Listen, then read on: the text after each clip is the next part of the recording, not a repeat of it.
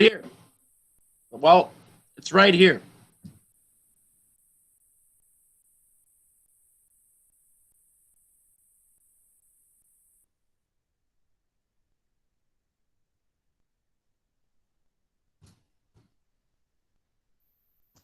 Let me go back to the premise so you know that you have a gift. I mentioned once Socrates, the great Greek philosopher from 500 BC in Athens, Greece, the great thinker. Well, his first student, Plato, you should have heard of Plato, not the little dough kids play with on the sidewalk, but the philosopher. He started one of the first schools in the world, the academy. The word academy comes from the Greek school, Phoenix Military Academy. The very first school in the Western world, just about 500 BC, was called the academy. And Plato taught his students, these would be great thinkers who were incredibly versed in geometry, Euclidean, Pythagorean, history, elocution, rhetoric, poetry, drama, theater, unbelievable, astronomy. This was a well-rounded curriculum. They created what's called the curriculum. You always hear the word curriculum. If you look at the word curriculum, the word circle is in it. Curriculum means a complete cycle, a complete circle. And the metaphor they used was the race course for the Roman chariots. You start and you go all the way around until you finish your studies, and then you are learned. You have completed your curriculum. Curriculum is a cycle of learning. At first, I only had questions about the topic. And then I started to investigate the topic, discuss it with others, verify it for validity and truth.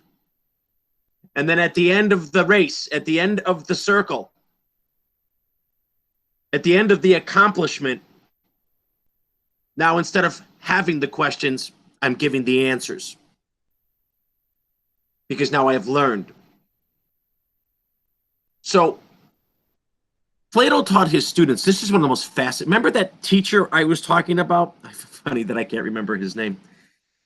And the one that I missed his course because of the hurricane and how I came from behind, literally like a horse in a race to win. He taught me Plato as well. Isn't it funny how things come circular? He said, well, we read Plato. We read from the Republic. And Plato said something just about 2,500 years ago that I still believe is very true today. He said, students, you were all put here for a purpose. You all have an ability, a skill, or a gift. I want you to get this because nobody ever gets this. If you get this, you can say you've heard Plato. You understand his basic philosophy, though you've not read Plato. He said something, then I read it. I was blown away. And then it gave me complete confidence that I too had a gift or a skill. He said, and this was the exact quote, I only wished I could say it in Greek. He said, let the shipbuilders build their ships. And he would go to his students and he would say, Marcus, nobody knows how to cut a block of wood like you. Nobody knows how to measure the length of the block and give it its curvature so it could be set on the sea. You were put here by the gods to be a shipbuilder. Now go build those ships. He said, yes, Plato, that's my gift. Go build those ships and we'll sail those ships to Troy and we'll defeat our enemies. I'm a shipbuilder? Yes. Well, what do we call that today? We call that an engineer. And then he'd say, Janus, Aurelius, son of Cassius, you are the finest speaker in class. Your words of elocution move me with a great elegance that makes me want to, vote for you or whatever. You should go speak at the podium, go change the problems of society. You should go be the senator of Rome. You should go be a politician. Or you should go be an orator. Or you should go be a speaker, a debater. And he would go on and say, I've never seen anybody with such talent in sculpting the marble busts of Pallas Athena. Right from the Raven. Ha, you fell in my trap. You should go be a sculptor. You mean I'm an artist? Go make your sculptors, and they will be marble monuments all over the Parthenon with your name etched in it, and people will forever know that you knew how to sculpt a piece of marble. You mean I'm an artist? I'm an artist. So that's true for you. If I had a nickel, I don't know why it's a nickel, because that just seems underevaluated. That seems de-inflated. If I had $1 for everybody who said, Mr. Edwards, I just suck at writing. Whenever I do my poetry unit, which we're going to do, I always hear this. I hate poetry. I suck at poetry. I don't get poetry. Well, then you're not a poet. I had a student last year who's actually going to Stanford, which is one of the best schools in the world.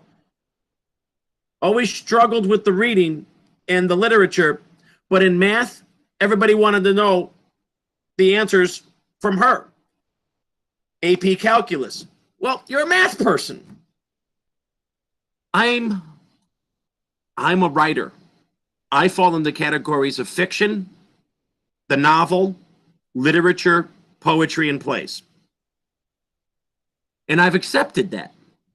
I've tried my hand at other things. I was in engineering school for 6 years. You don't know that. I went to engineering school in Joliet, whatever. It doesn't matter. Back in the day, I was state certified in mechanical and structural engineering. I loved it.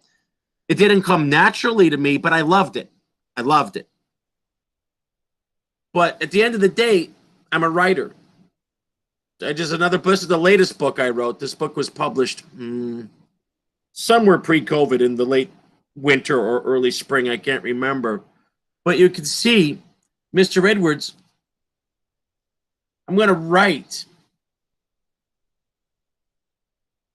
I saw evidence of at least 2 or 3 writings from the Gatsby essays that were more than just writing the essay for the assignment, but more. I could see you have 3 qualities to writing.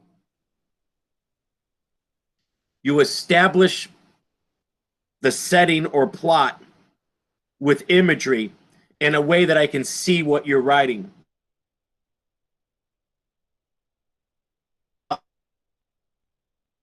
Gave the butler a name, a backstory. That means I used to work for another employer and now I'm working for Gatsby. Some of you gave the butler a color of skin so I could see. One of you said something very brilliant, and I thought it was really, really, really perceptive. One of you said, as a butler who's judged by the color of his skin, he didn't say black, white, purple, or green, but I was inferring black. But, or not, but I don't know, that's how kind of how I read it. One of you said, exact quote, as a butler, well, it was black and I can prove it. One of you said, exact quote, as a butler in Gatsby's house, who's constantly being judged by the color of his skin, I'm just happy that I'm not in slavery like my ancestors and grandparents. I'm just happy there's a little improvement from those days. And maybe someday, like Dr. King said, we'll get to the mountaintop. That was brilliant because think about that. That's pathos. Things aren't going so well, and I really am treated poorly, and nobody cares about me, but I have it better than my grandparents who were in bondage. That hit home to me. That made me feel for millions of unspoken people that had suffered because of the color of their skin. That's what I'm talking about when I say, if you feel that you have something to say, you should write. If you feel that you have a point of view on the world, you should write. If you feel that you can see what you write with imagery and with vitality of language and with description, you should write. At the very least, and I'm done, all I'm saying is you should keep a notebook, a journal, a diary, and you should play that out. I started keeping a journal my whole life. I never not have a writer's journal. I got one in the house here. Because I feel I need to write. Not that I have something to say, but because I'm trying to work out my whole life through that vehicle. Just like an artist, he might have, or she might have a brush stroke, and she might say, "Oh my gosh, that's it. That's the color and stroke, and that's the canvas, and that's the marriage of the oil and the canvas. That's me. That's me. That's me. That's my contribution. That's me healing. That's me coming to terms. That's me agreeing with the universe that this is right. This feels right." I'm so not depressed now. Because I have been instructed by the great thinker Plato and teacher, let the shipbuilders build their ships. Mr. Edwards, am I a shipbuilder? Only you can say that. Then again, they did get on those ships to go conquer, whatever. Couple of other thoughts on the essays. There was an equal distribution of character. It was 50-50 between George Wilson and the butler. And the one George Wilson comment, and you know who you are. You should remember what you wrote in the last 5 days. One of you said George Wilson that I didn't think of. There's nothing in the world I enjoy more is when a student has a thought that I wished I'd thought of as the teacher. Or I read Gatsby 10, 20 times and I never thought about that. You make me a better reader, a better teacher. You said something about Gatsby and George Wilson that was wonderful. You said, if I change the point of view from Nick Carraway observing Gatsby to Nick Carraway observing this pathetic, handsome, but down on his luck mechanic George Wilson, you said exact quote, the story would still end tragically. I never thought about that. Changing the point of view does not change the ending. It still ends tragically. He still does not get to rekindle the love after 10 years of marriage with his wife, who thinks that he's a loser because he can't provide her with fur coats. He still can't get enough income on a mechanic's salary, played for by a fool by Tom, to take his woman out west and live the American dream and go to California and reinvent himself under that beautiful Pacific Coast sun. The novel still ends badly. And another thing that person said, I think it was that person or one of you said that I never really thought about before. I know I referenced it, but I didn't focus on it. And I think it was another student. One of you put a quote from chapter 8 about Wilson, and I reread the quote, and I didn't think about it. The quote was, they used the word handsome. Myrtle married George when they were young because he was really, really good looking. She married him for his good looks. Gatsby, and it's there. It's just not in your face there, but it's there, and it's in a sentence or two. Wilson is handsome and muscular. He's attractive. And she sees him as physically attractive. It's only after X amount of years of marriage, it's only after several years of marriage that she gets sucked into this world of West and East Egg, where she says, wait a minute, you need to be rich too to keep a ring on my finger. Myrtle strays from a handsome husband to a not so handsome brute of a man named Tom, because as she gets older, like a lot of us, she thinks the real security in life is having security through money. That's why we're all invested in our pensions and our investments. And we all want security so we don't have to worry about what's in the cupboards when we're 70 and how we're going to pay our bills when we're no longer physically able to work. So these are very realistic concerns that most normal people have.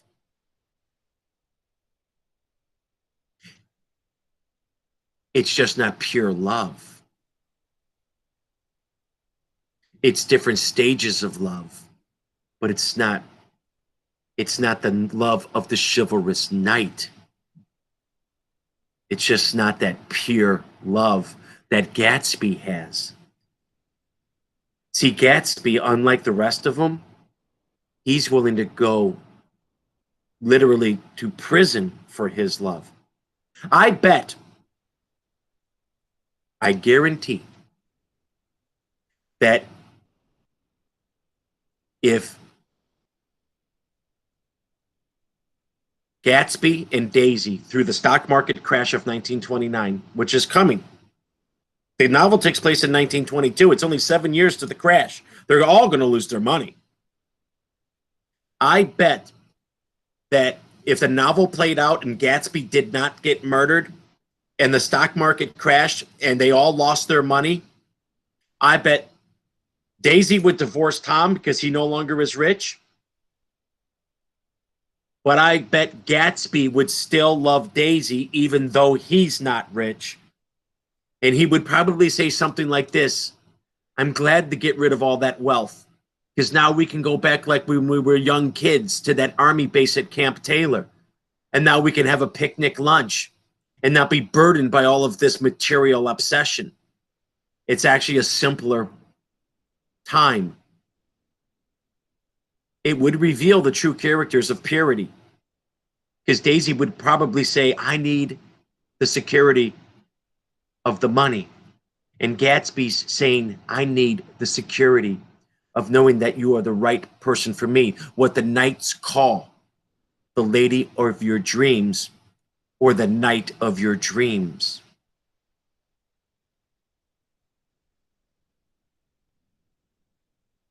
Somebody who sticks with you for better or worse, sickness and health, for rich and for poor. And in my opinion, and in the opinion of the essays I read, only Gatsby would pass that test on the love connection or on the dating game or on a website that matches people for dates.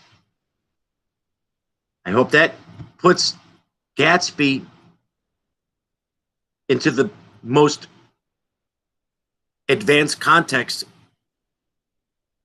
because I can't think of a better way to appreciate that novel than to play with the point of views and finally give credit to these butlers that are literally poisoning themselves with silver polish while other people are partying spilling the ashtrays on the floor and spilling the champagne onto the fine oaken, desks, and probably throwing up in the bathrooms. It is a party. Let's be serious. And I'm the guy that has to pick it up.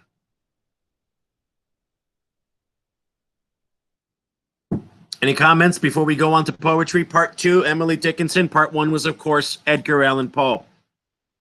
I was very impressed. Of course, a lot of you still owe me work, but I liked what I saw.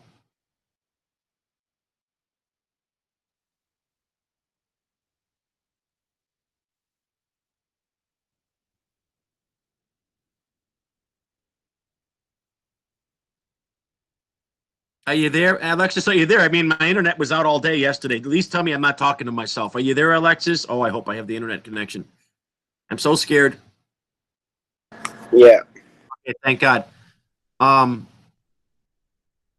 going to work on grades again today. I couldn't put grades in the Aspen because of this. I was gonna do 15 columns of grades yesterday, and I'm so behind now. But that's Mr. Edwards' problem. I talked to your new teacher on the video conference for about a half an hour, so she knows what we're doing. When I hand the course off to you, she's going to take you the rest of the way. Our last day is Friday, but I will probably. Well, our last day is Friday, but I will still take work up until August 3rd or something, whenever the deadline for grades for the course is. I'll still take any work that you need to recover your grades, because I also have access to Gradebook. You can still email me with questions on the side. I'm just not going to be your daily teacher. You're going to have a new teacher, and I do believe the focus will be writing, because I really have been focusing on the reading and the interpretation of literature. So it's a nice little balance.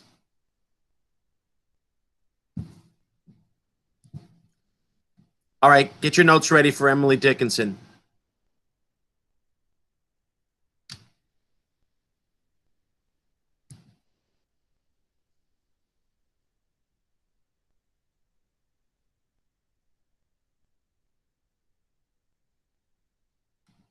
So again, I go to Poetry Foundation.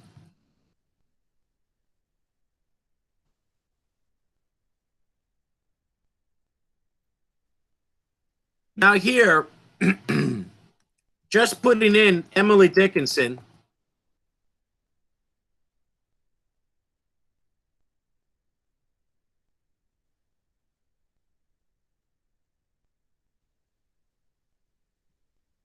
so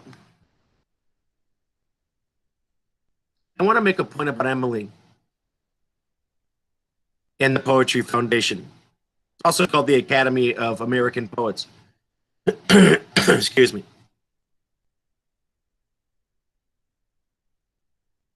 Mrs. Tobias, even though I haven't talked to her other than text messaging, she wanted to do her ML, because she's in class too. She's in class every day for an adult class.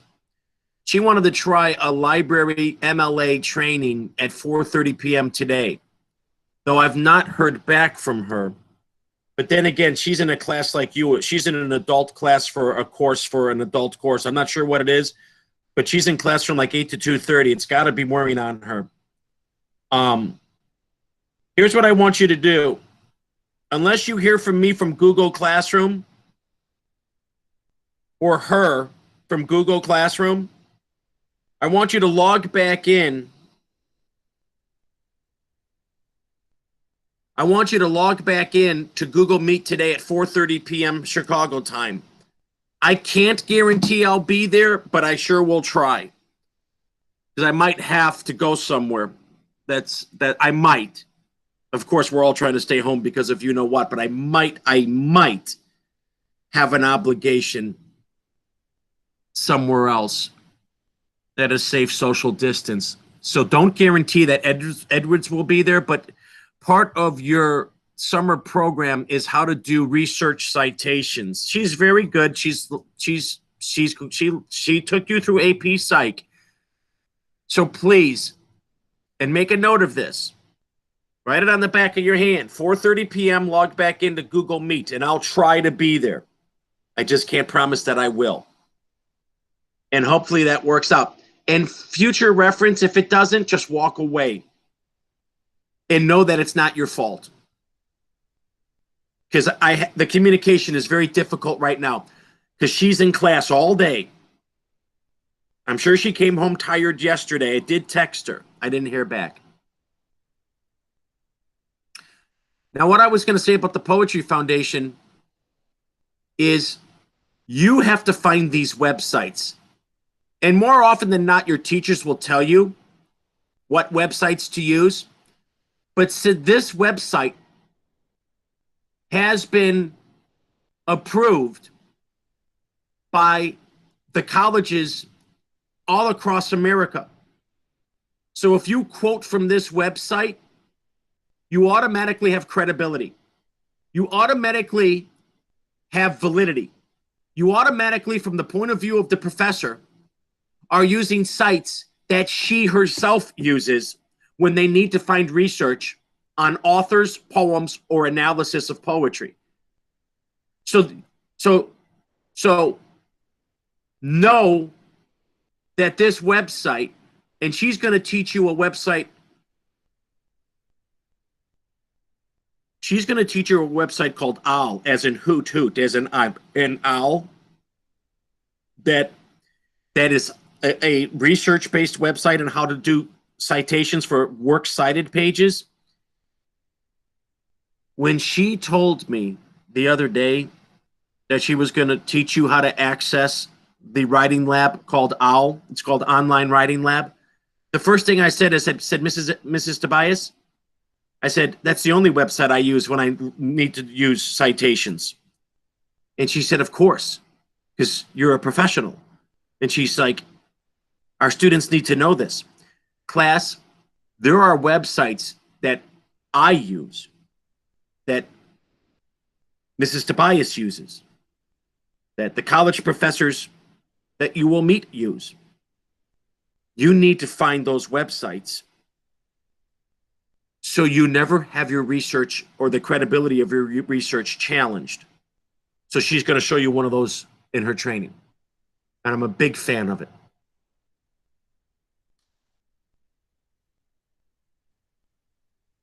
So there's Emily. There was photography back in her day, so this would be a photograph. This would be a black and white photograph of Emily.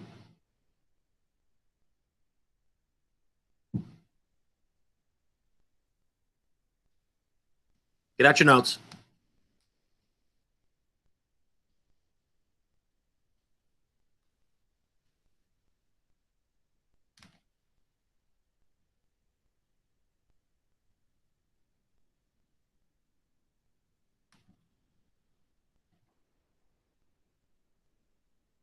I wonder if I could do this. Wouldn't it be nice if we could find a elegy for Bruce Lee? They also have, I don't guess we're not going to get it, but wait, Central American poets.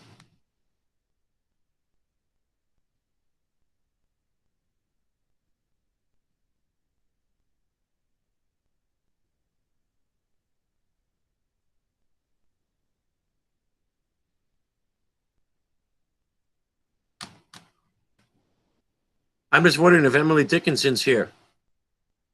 I don't, these are all modern poets.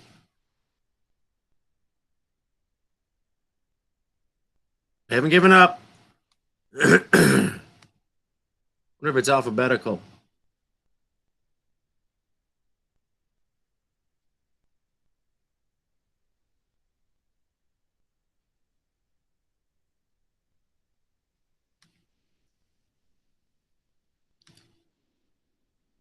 It's a nice collection of poetry.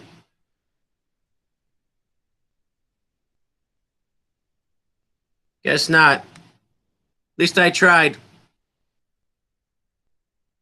All right, back to Emily. I was hoping to get something on audio so I didn't have to do all this reading, but it's okay. I'm happy to read to you. All right, let's go. Emily Dickinson.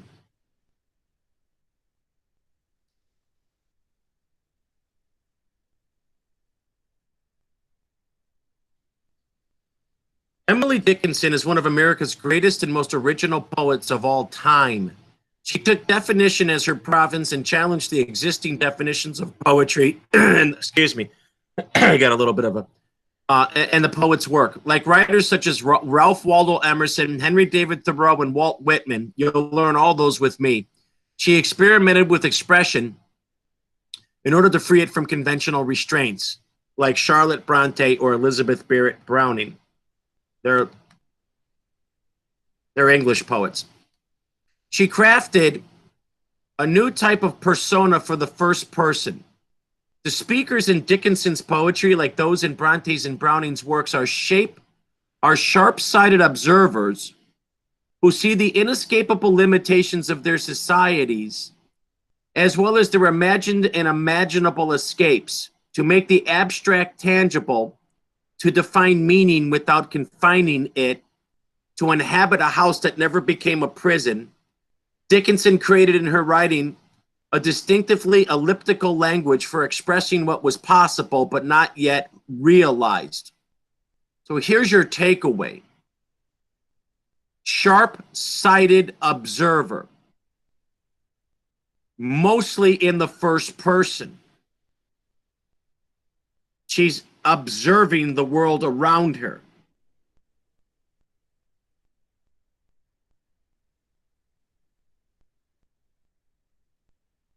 So right now we already have two definitions of Dickinson's poetry. Almost all of her poetry is in the first person I.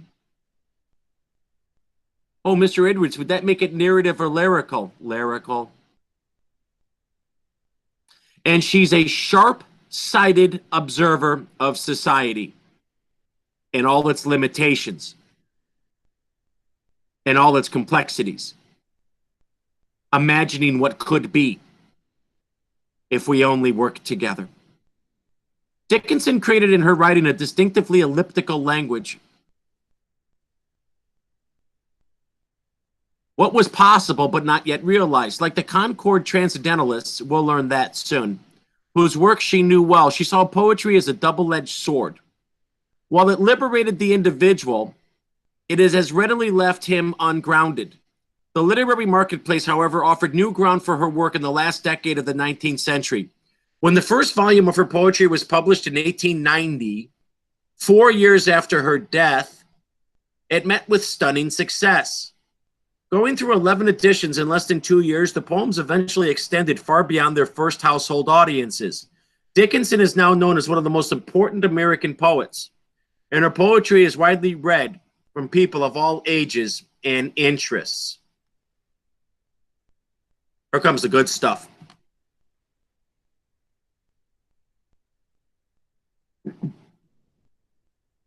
Emily Elizabeth Dickinson was born in Amherst, Massachusetts on December 10th, 1830, to Edward and Emily Norcross Dickinson. At the time of her birth, Emily's father was an ambitious young lawyer, educated at Amherst and Yale. Oh my God, Yale, that's where Nick and Tom went. He returned to his hometown and joined the alien law practice of his father, Samuel Fowler Dickinson. Edward also joined his father in the family home, the homestead built by Samuel Dickinson in 1813, active in the Whig Party. Edward Dickinson was elected to the Massachusetts State Legislature 1837 to 1839, Massachusetts State Senate 1842 to 43. Between 1852 and 1855, he served a single term as a representative from Massachusetts to the U.S. Congress. I already told you that. I told you her father, I said senator. I misspoke. Her father was a United States congressman or congressperson. In Amherst, he presented himself as a model citizen and prided himself on his civic work. Treasurer of Amherst College, supporter of Amherst Academy, secretary to the Fire Society, and chairman of the annual cattle show. Comparatively little is known of Emily's mother, who was often representative as the passive wife of a domineering husband. Geez, I wonder where we've seen that before, Great Gatsby. Her few surviving letters suggest a different picture, as does the scant information about her education at Monson Academy. Academy papers and records discovered by Martha Ackman reveal a young woman dedicated to her studies, particularly in the sciences. By the time of Emily's early childhood, there were 3 children in the household. Her brother, William Austin Dickinson, had preceded her by a year and a half. Her sister, Lavinia Norcross Dickinson, was born in 1833. All 3 children attended the one-room primary school in Amherst and then moved on to Amherst Academy, the school out of which Amherst College had grown. The brothers and sisters educated was soon divided. Austin was sent to Willetson Seminary in 1842. Emily and Vinnie continued at Amherst Academy. By Emily Dickinson's accounts, she had delighted in all aspects of the school, the curriculum, the teachers, and the students. The school prided itself on its connection with Amherst College, offering students regular attendance at college lectures in all principal subjects: astronomy, botany, chemistry, geology, mathematics, natural history, natural philosophy, and zoology. As the list suggests, the curriculum reflected the 19th century emphasis on science.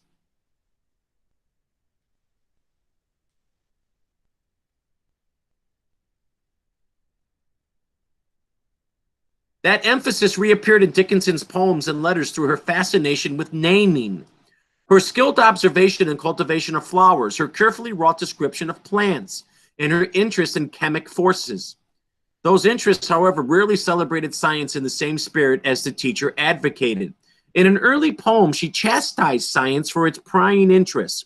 Its systems interfered with the observer's preferences. It took the life out of living things.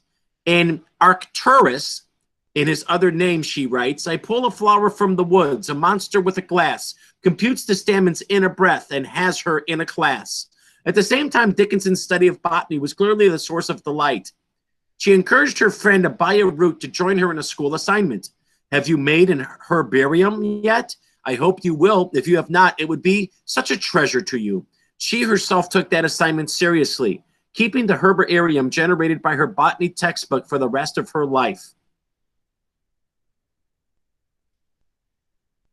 Behind her school, botanical studies lay a popular text in common use at female seminaries. Written by Elmira H. Lincoln, Familiar Lectures on Botany, 1829, featured a particular kind of natural history, emphasizing the religious nature of scientific study.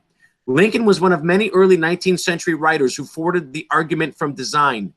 She assured her students that study of the natural world invariably revealed God. Its impeccably ordered system shows the Creator's hand at work. Okay, wow. There's something really interesting.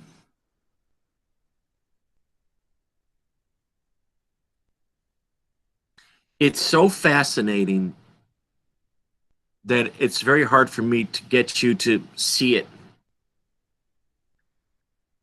But I want you to appreciate this point as future scholars.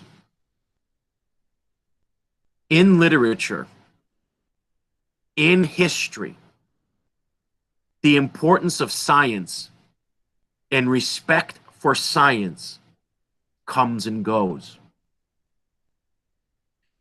I'll give you an example. In 300 AD in Africa, a philosopher named Augustine spoke of climate change.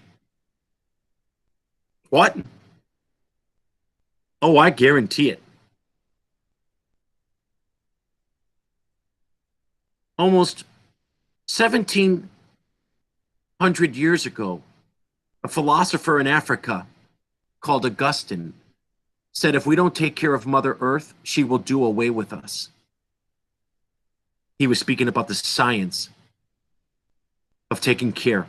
We all know Native Americans were the best in the world at respecting Mother Earth.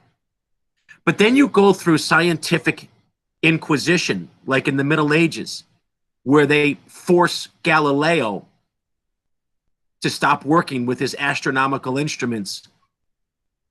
And then you go through this period of England and America in the 1880s and 90s where they say, get this in your notes now.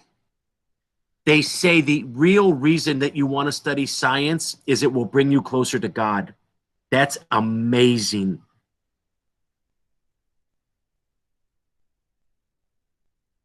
That's insane.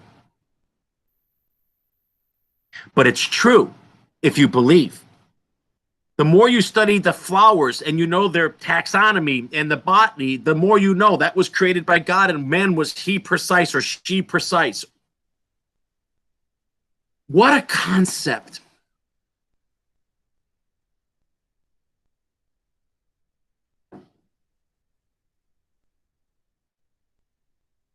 I'm going to get back to this point.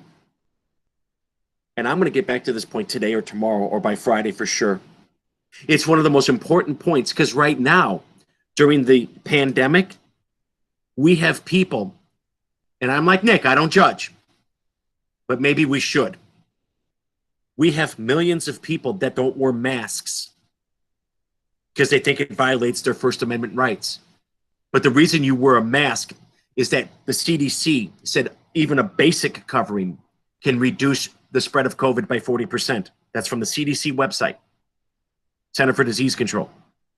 So wearing a mask is scientifically proven to help prevent this virus. But we have people that still refuse. We know people, and I don't want to get in trouble with grandma, but we all know people, at least I do, at least the adults do, that think that the virus is a hoax, which it's not. That's disrespectful to the people that have been hurt with it and that are sick with it. But people are denying the science. And it is so flawed. Here's my point. Of course it's real. And we're going to get through this. Vaccines are coming out of Oxford, where Gatsby went, and where I was lucky to go briefly. Right now, the clinical trials for a vaccine, the most promise in 100 people that's showing immunity from the vaccine in a clinical trial of 100 people is coming out of Oxford University in England, where Gatsby went. Of course. Duh. Young people, you are going to learn something so profound right now that if you take it in the right context, you will be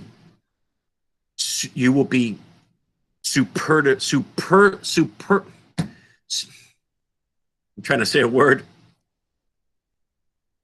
Superlatively educated in a extremely advanced way. Superlatively educated. In the course of 2,000 to 3,000 years. The importance and respect for science on planet Earth comes and goes. You could actually argue that certain ancient Greek cultures going back 3,200 years had more respect for science than certain parts of the American public because we're choosing to be ignorant by not wearing masks when it's saving lives. Again, I don't want to get in trouble with grandma because these debates are about First Amendment rights versus what's best for this debate is between individual rights versus what's best for society, my personal opinions and beliefs versus scientific doctrine, my religious beliefs. That's why it's an unfair debate. Because then you say, Mr. Edwards, I was raised in a certain way, or we don't believe this in my home.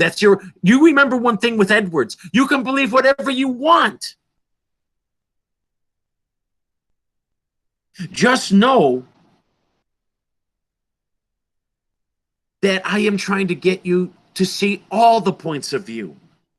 I am trying to convince you, like Nick Carraway, that it is better to be tolerant and listen before you say something impulsive and argumentative, which only going to continue the disagreement and the gap between the two sides.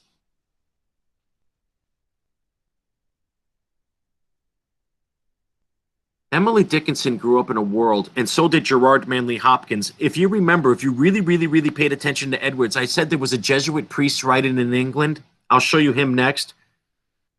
He said the same. I told you he burned all his works because he thought it was keeping him estranged to the Lord. He burned hundreds of poems, and they were the best poems ever written.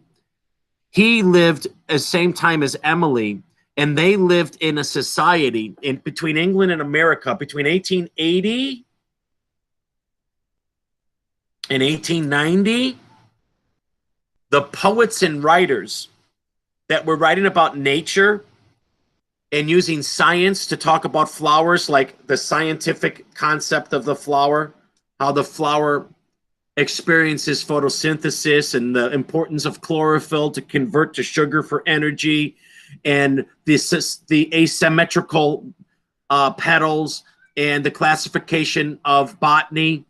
Those are scientific doctrine, but they thought that if they studied the science, that would give them closer to God, because God created the science.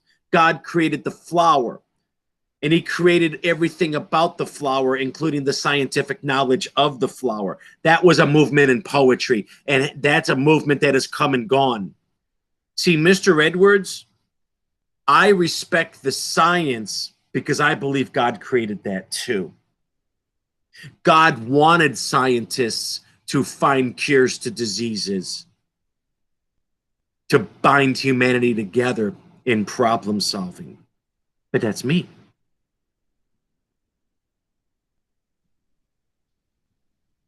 Uh-oh.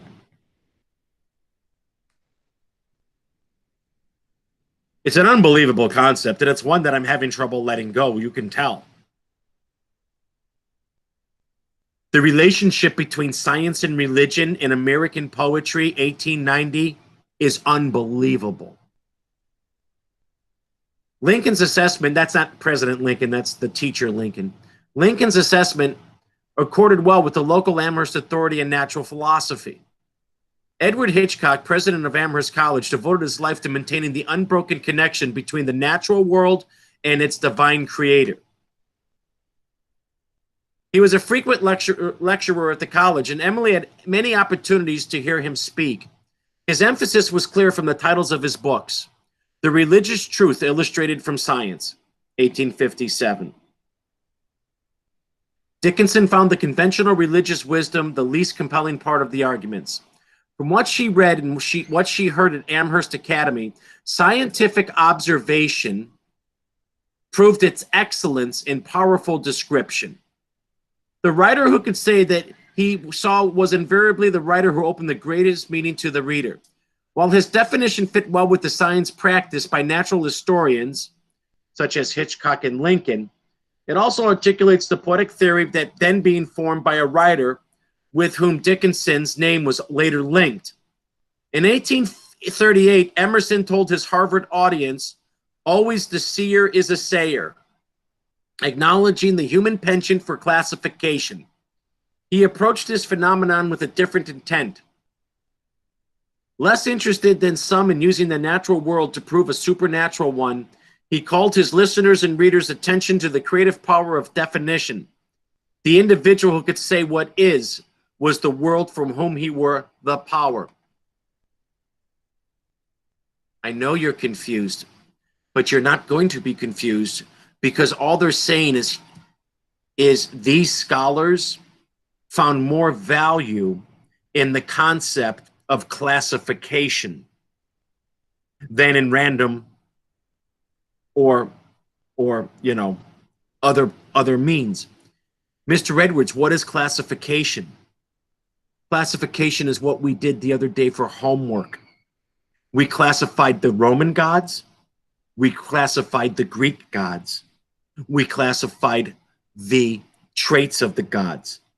Classification is when you put stuff in a neat order. Botany is a classification of plants. Botany classifies the plant by species, by genus, by the chemical properties, whether or not they are, certain attributes, how they differ from other plants. Classification is organizing your learning around a principle. Without knowing that we were going to study Emily Dickinson in this detail, I gave you two classifications, one for poetry and one for the lyric and narrative, and one for the gods, the Roman versus the Greeks. I classified the learning so you could see.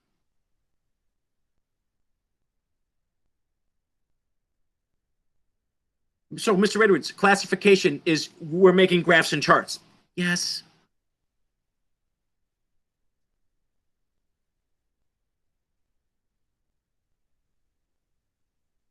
I got to say one more thing.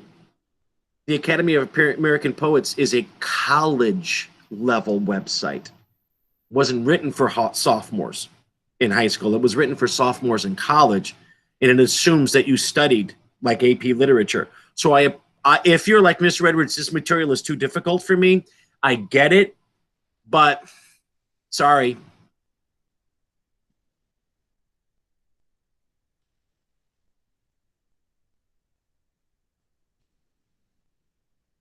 While the strength of Amherst Academy lay in its emphasis on science, it also contributed to Dickinson's development as a poet. The 7 years at the Academy provided her with her first master, Leonard Humphrey, who served as principal of the Academy from 1846 to 1848.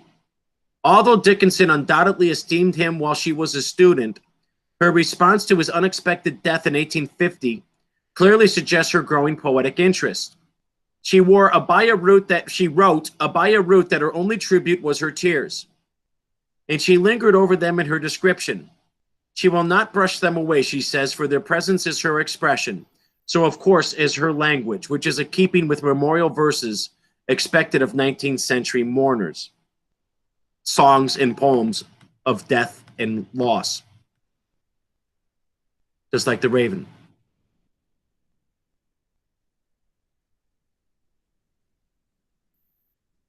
Humphrey's designation as master parallels the other relationships Emily was cultivating at school. At the Academy, she developed a group of close friends with whom, within and against whom she defined herself and is written expression. Among these were Abaya Root, Abby Wood, Emily Fowler. Other girls from Amherst were among her friends, particularly Jane Humphrey, who had lived with Dickinson while attending Amherst Academy. As was common for young women of the middle class, the scant formal schooling they received in the academies for young ladies provided them with a momentary autonomy, independence. As students, they were invited to take their intellectual work seriously. Many of the schools, like Amherst Academy, required full-day attendance, and thus domestic duties were subordinated to academic ones. The curriculum was often the same as for a young man. At the School for Young Ladies, William and Waldo Emerson, for example, recycled their Harvard assignments for their students. That's very important that she's getting the same education as a man when they were, subservient to men. When asked for advice about future study, they offered the reading list expected of young men. Thus, the time at school was a time of intellectual challenge and relative freedom for girls, especially in an academy such as Amherst, which prided itself on its progressive understanding of education. The students looked to each other for their discussions, grew accustomed to thinking in terms of their identity as scholars, and faced a marked change when they left school.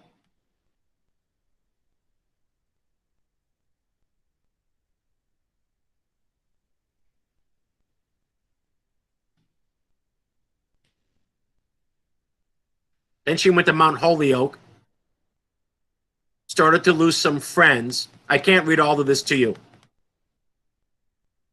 You can read it on your own. You know how to access it. I've shown you 3 times.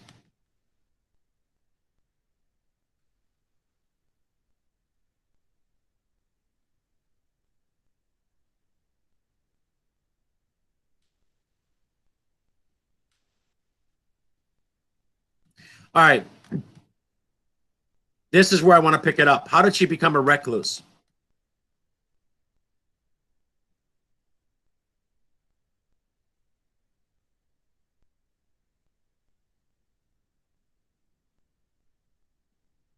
Her father, as a senator or congressman or congressperson, received many visitors to the house. Dickinson's departure from Mount Holyoke, that's where she went to college, marked the end of her formal schooling. It also prompted the dissatisfaction common among young women in the early 19th century. Upon their return, unmarried daughters were indeed expected to demonstrate their dutiful nature by settling aside their own interests in order to meet the needs of the home. For Dickinson, the change was hardly welcome. Her letters from the early 1850s registered dislike of domestic work and frustration with the time constraints created by the work that was never done. "God keep me from what they call households," she exclaimed in a letter to Root in 1850.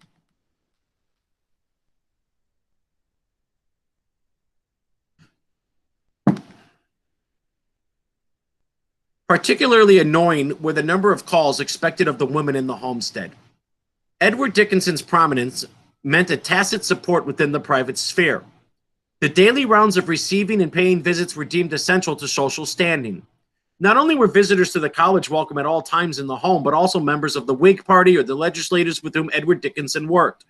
Emily Norcross Dickinson's retreat into her poor health in the 1850s may well be understood as a response to such a routine. Get your notes out.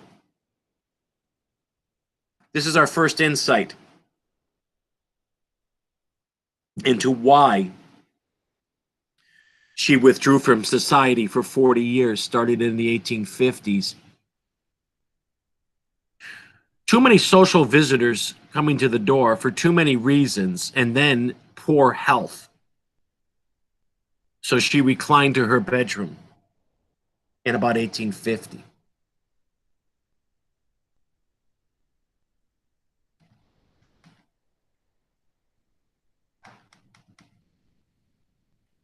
For Dickinson, the pace of such visits was mind-numbing, and she became limiting the number of visitors she made or received.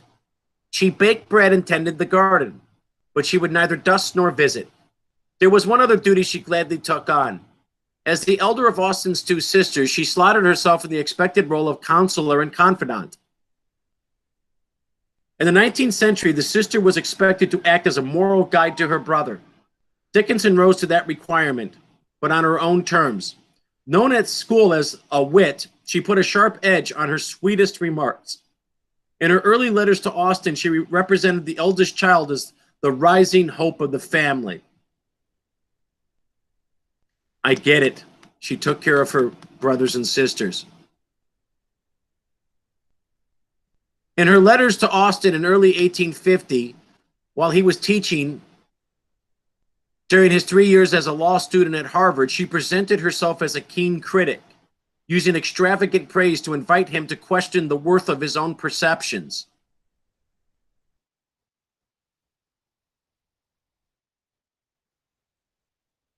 I'm looking for specific evidence as to why she became a recluse.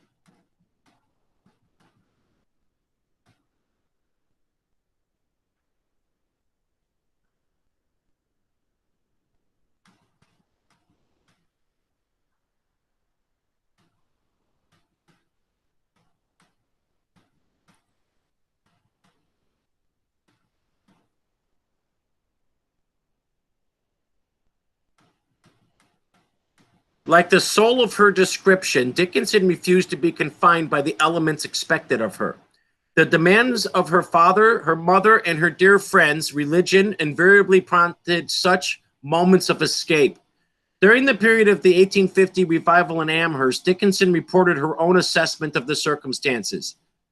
Far from using the language of renewal associated with the revivalist vocabulary, she described a landscape of desolation, darkened by an affliction of the spirit. In her rebellion letter to Humphrey, she wrote, "How lonely this world is growing. Something so desolate creeps over the spirit, and we don't know its name, and it won't go away. Either heaven is seeming greater, or earth a great deal more small, or God is more our Father, and we feel our need increased. Christ is calling everyone here. All my companions have answered. Even my darling Vinny believes she loves and trusts him, and I am standing alone in rebellion and growing very careless." She refused to adopt the church. She refused to be an obedient church-going girl. Unlike her family, her mother, her fathers, her aunts, her uncles, her sisters, and brothers, she was defined as the rebellious one. Emily, the rebel. Emily, the rebel. Too much of a free thinker to conform to church doctrine, in my opinion. So she's a rebel. It goes in the notes. You're not going to remember this, but it's in the class notes. Watch this magic trick. Oh, I told you there were archetypes of literature. There's the recluse, the rebel, right? She's a rebel who's going to become a recluse.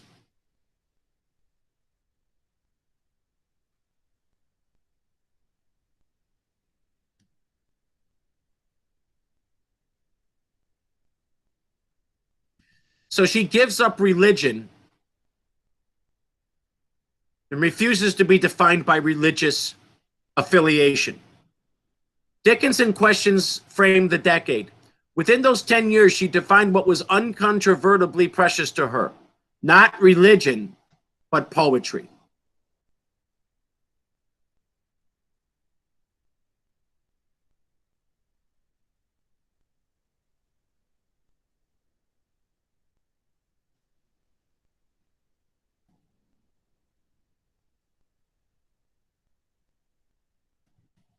And she was anti-marriage.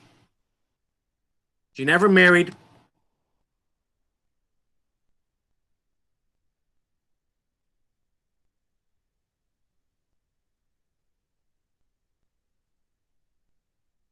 Remember, I'm just looking for specific evidence.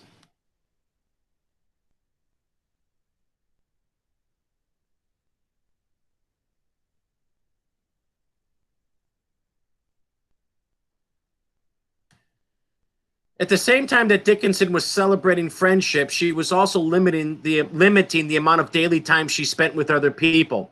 By 1858, when she solicited a visit from her cousin, Louise Norcross, Dickinson reminded Norcross that she was one of the ones from whom I do not run away. Much, in all likelihood, too much, has been made of Dickinson's decision to restrict her visits with other people. She had been termed recluse and hermit. Both terms sensationalize a decision that has come to be seen as eminently practical. As Dickinson's experience taught her, household duties were anathema to other activities, a curse. The visiting alone was so time-consuming as to be prohibitive in itself. As she turned her attention to writing, she gradually eased out of the countless round of social calls. Sometime in 1858, she began organizing her poems into distinct groupings. These facsimiles, as Mabel Loomis Todd, Dickinson's first editor, termed them, compared fair copies of the poem, several written on a page. The pages were sewn together. By 1860, Dickinson had written more than 150 poems. At the same time, she pursued an active correspondence with many individuals. Letter writing.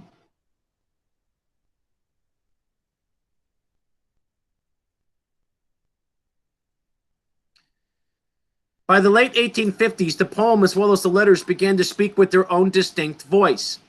They shift from the early lush language of the 1850s Valentines to their signature economy of expression.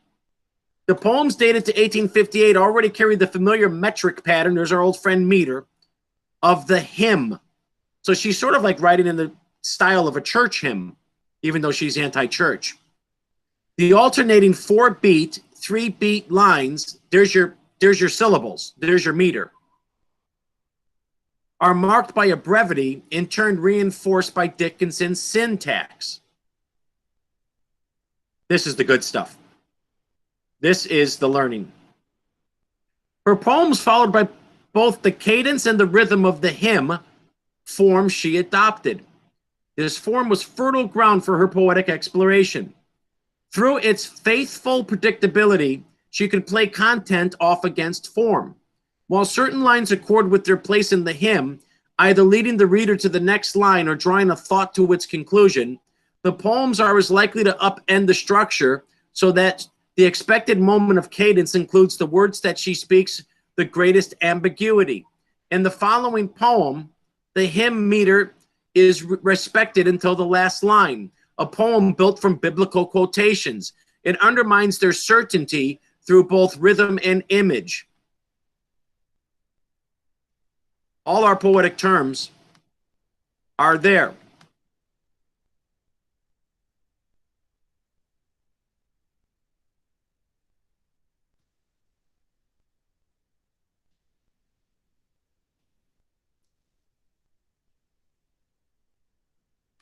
Higginson was her biggest supporter.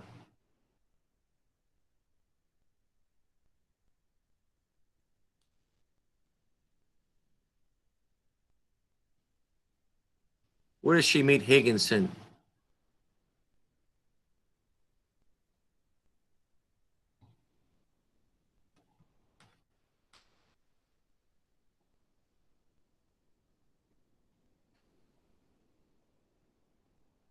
See, she gets this correspondence going with this publisher named Higginson, but she refuses to publish her poetry.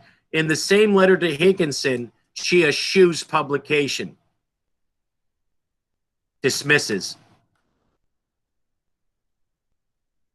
I don't believe she ever, I know she didn't. She never published in her own lifetime.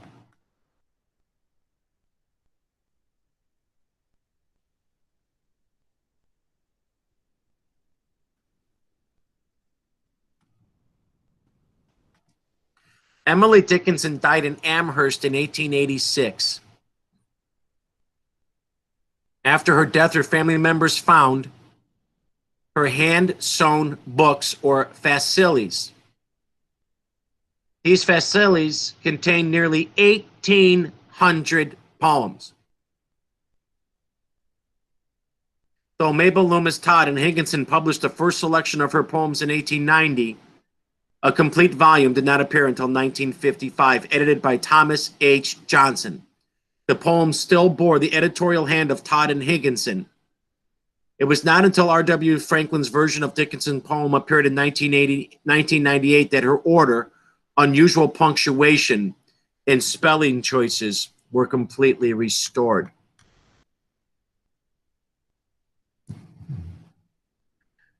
She wrote 1,800 poems. That's a lot. She wrote 1,800 poems that nobody ever read in her lifetime, that she hand-stitched together with a needle and thread, creating facsimiles or volumes, put them underneath her bed, and then her friend Higginson, who tried to get her to publish in her lifetime, but she wouldn't, he took custody of her work so they wouldn't be lost, burned, destroyed, or whatever. And he published her poems, which exist to this day. So, Mr. Edwards, what's the question? The question is, how does a highly educated woman, a woman who has the same education as a man, in a time where they're not allowed to, why does she become withdrawn from society and get labeled a recluse or hermit? She never marries. Absolutely no record of her dating after a a theory that she was jilted by another senator. There's only one possible theory that she even dated a man, let alone two. And for 40 years, starting in about 1850 to about 1886, so just about 40 years, she takes on very few visitors. Nobody knows what she's actually doing, except a very, very few correspondences. And she writes almost 2,000 poems that she doesn't want anybody to read. Answer that question. You have 1 hour.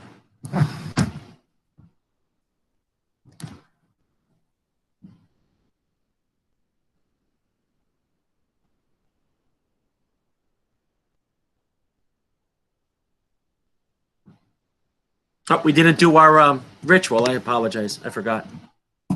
We didn't do our Pledge of Allegiance. I'm going to put the question out there again. I have to go to...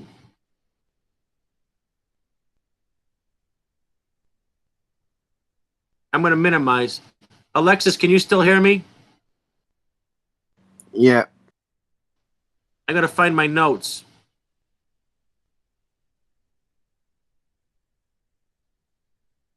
Can you still hear me, Alexis? Yeah.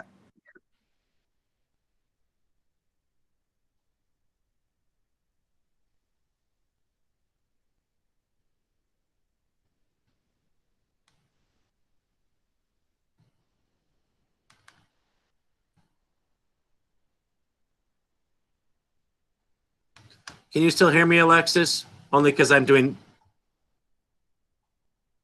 Yeah. If you look at the notes, these are the three archetypes of literature. Expatriate, which was F. Scott Fitzgerald, rebel, and recluse. Hey, class, did the college article written by a college professor that we just read use the term rebel and recluse? Yes or no? Or do I have to go back and show it to you? Alexis? Oh, could you repeat that? Did the article we just read use the term rebel and recluse? Yes, it did. I'm giving you the college terminology for literature, not the basic high school stuff. You need to know this a little bit more in deeply. You have your expatriate. That's a writer that leaves the country. You have the rebel. That's a writer that rejects norms and conformity. She rejected her family's religion. Then you have the recluse, a writer that drops out of society and seeks solitude and isolation. Emily Dickinson fulfills 2 out of 3 of the archetypes of literature. Now, she became a rebel, and then she became a recluse. I'm going to come back to you. I don't want to lose you. How did she become a rebel? And how did she become a recluse? Here's the question. Then we'll take attendance. You can think about it during attendance. You want me to put it in writing? Why does Emily Dickinson, who refuses to let anyone read her poetry, spend 40 years writing in near total isolation?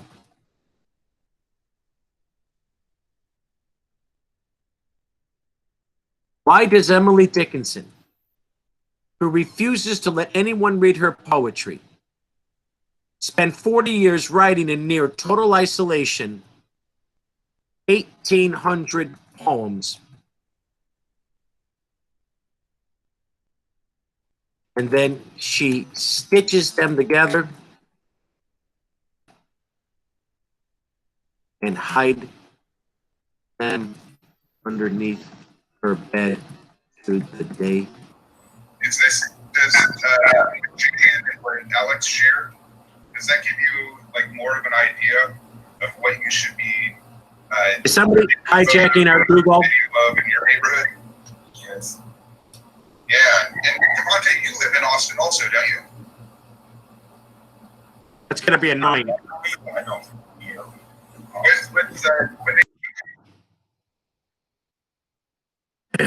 Here's the question.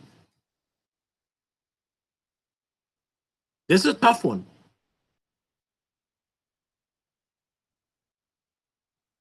Why does Emily Dickinson, who refuses to let anyone read her poetry, spend 40 years writing in near total isolation, 1,800 poems, and then she stitches them together and hide them under her bed, to the day she dies?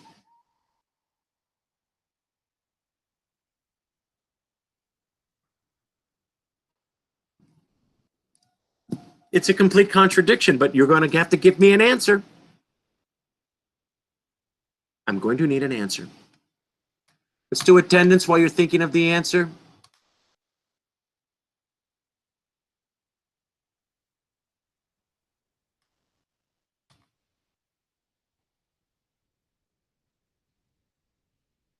So no attendance yesterday.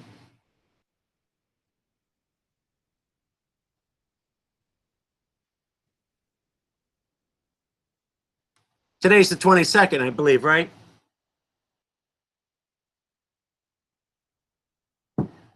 Yep. All right, give me a minute. I just need to take a quick break.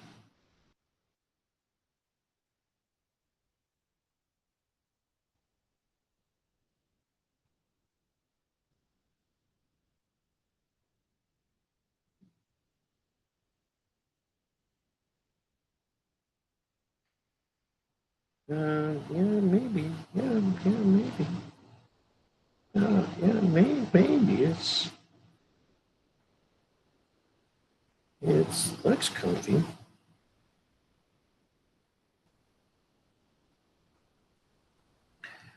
Okay, Mr. Aguilera. Here. Good man. Mari Carmen. Here. Thank you. Andrew.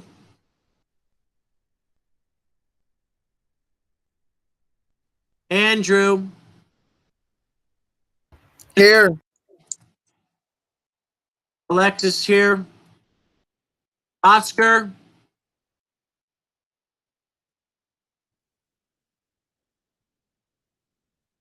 Help me out. Don't see him. Mauricio. Here. Thank you. Anaya.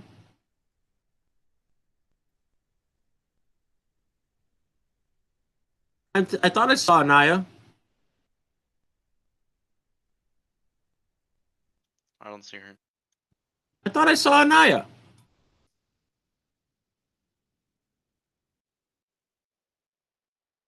Liam.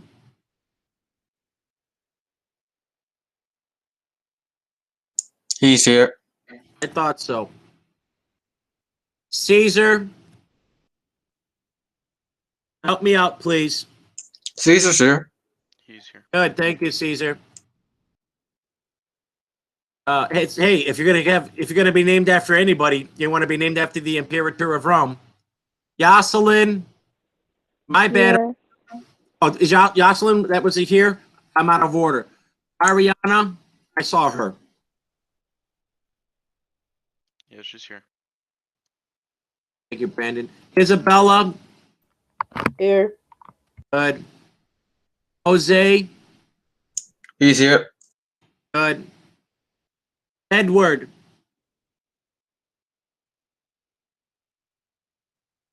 He's here. Good.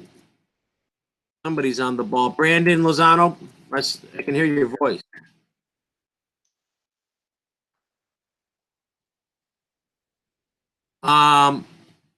Jimmy.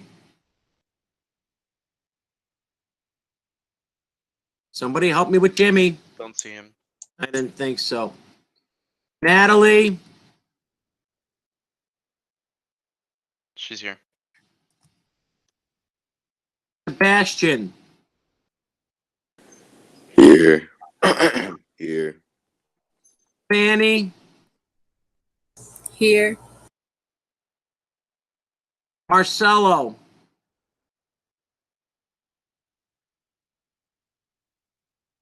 Don't see him. Brian.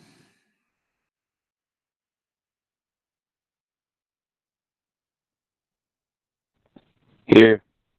Thank you. Mark Vic. Don't see him. You guys are doing good. Stavrula. She's here. Thank you. Eric. He's here. Thank you. Rosalind. Don't see her. Elijah. Here. Thank you. Brandon Skinner. Don't see him. Johnny Tolentino. He's here. Thank you. Juan Carlos. Don't see him. Alexandra. Evan.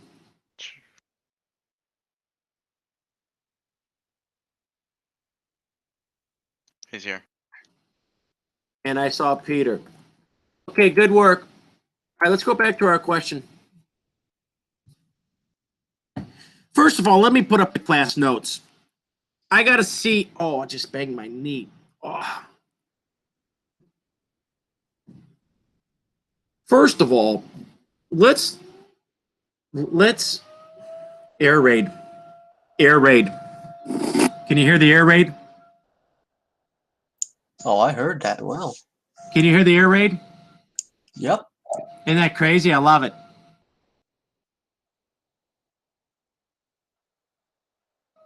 That is a old-fashioned air raid siren. It goes off every day, 7 days a week, without exception, at 12 noon and 6 p.m. Because I'm in a part of the country that has that I'm in a part of the country where you're on your own. There are no fire departments.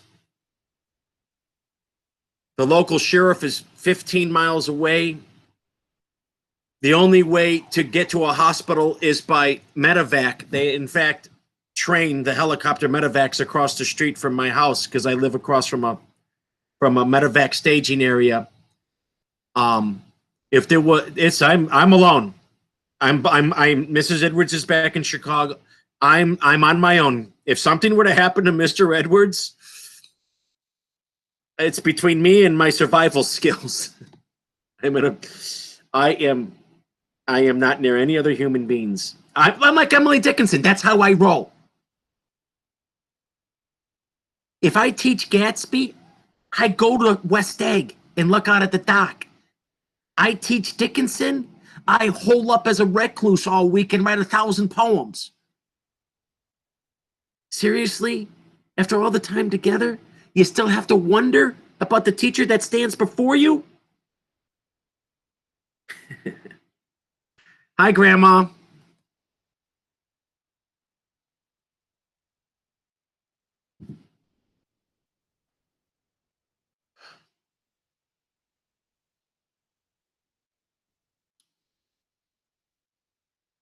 probably the most important question in American poetry. How does Emily Dickinson become Emily Dickinson? Poe's easy. His father dies when he's 2. His mother dies when he's 4. His wife dies. His mother dies. His adopted mother dies. His adopted father, John Allen, beats him. It's easy. Emily, not so easy. Poe, here, watch this magic trick. Poe published everything he ever wrote in his lifetime. Poe was a literary sensation when he was 23.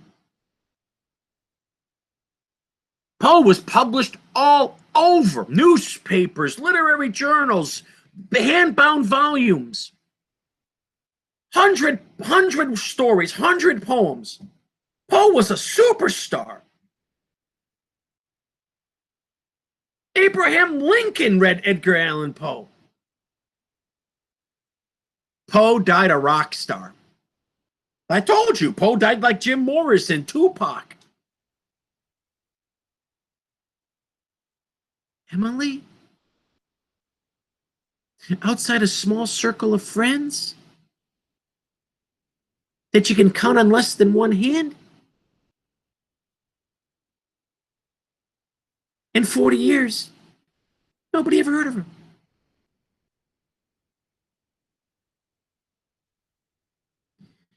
How does Emily Dickinson become Emily Dickinson? Now let's look at the class notes. Your job is to compare your notes to my notes. First of all, in no particular order, he's highly educated, just like a man, in an age where women were poorly educated. She attends Amherst School and Mount Holyoke. Still there today. You can go to Mount Holyoke today. Still there. She has a very famous father who serves in U.S. Congress.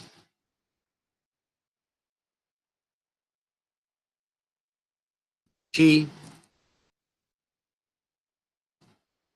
has many siblings whom she protects and watches over.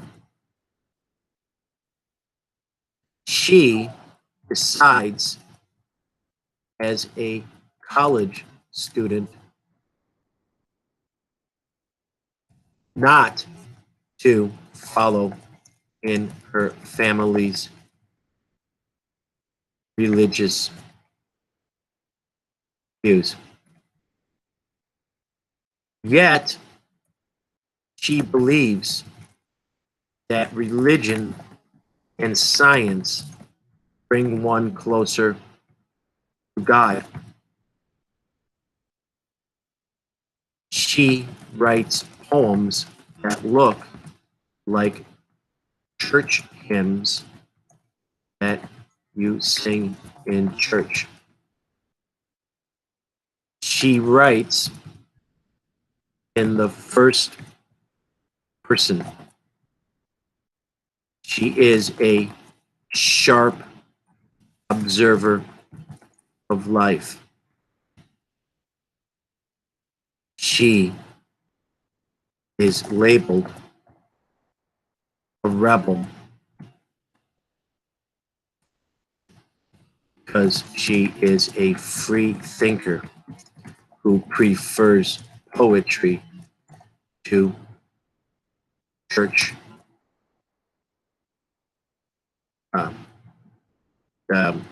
sermons. She refuses to publish poetry in her lifetime. She cannot tolerate non-stop social visitors that come to her home. She is labeled a recluse.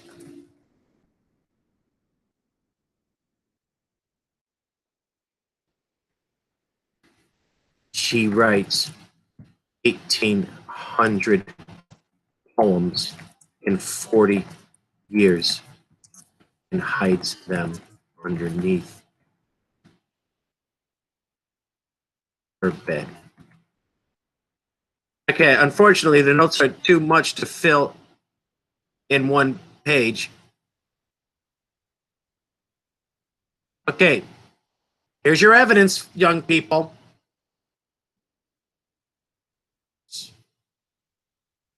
Emily Dickinson.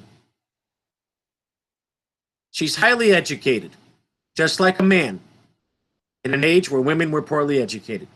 So she has an advantage. She has an opportunity. She got a leg up. She attends Amherst School and Mount Holyoke College, highly respectable schools, where Harvard professors teach as guest lecturers. She has a very famous father who serves in the United States Congress. She has many siblings who she protects and watches over. One thing I left out, yet she refuses to do house chores.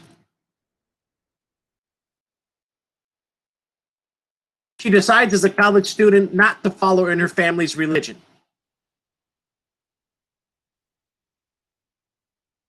Listen, whether you know this or not, whether you agree with this or not, my parents raised their 3 sons to follow in their religion, and we followed in their religion, except one of my brothers, who raised his children, my nieces, in a different religious order. And that has caused a huge rift in my family.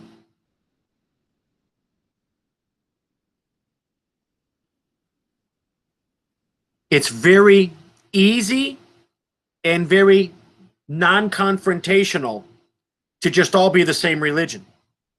It is much harder when somebody in the house has a different religious value, because then you start to debate religious politics.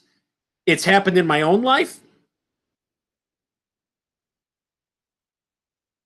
I've seen how it can tear up families.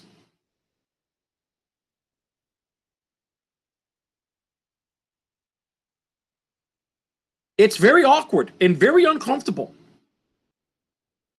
to go your own way. If you just don't, this is not the religion for me. Mrs. Edwards and I are different religions.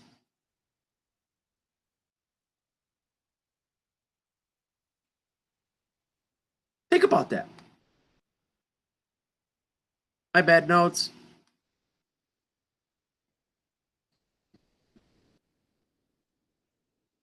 Yet, she believes that religion and science bring one closer to God.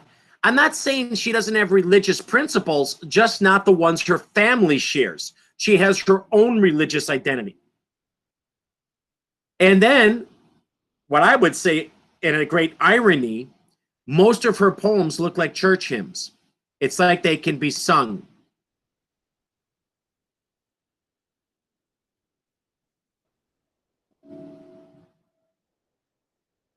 She writes in the first person.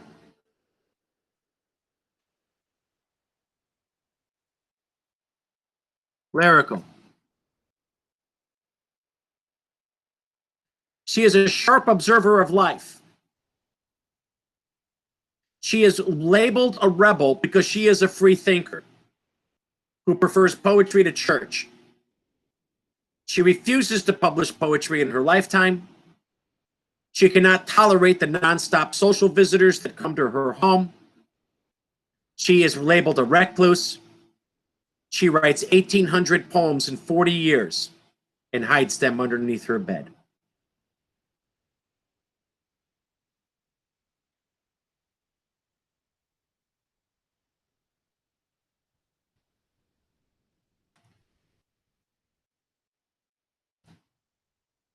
I'm going to show you something that I don't show anybody.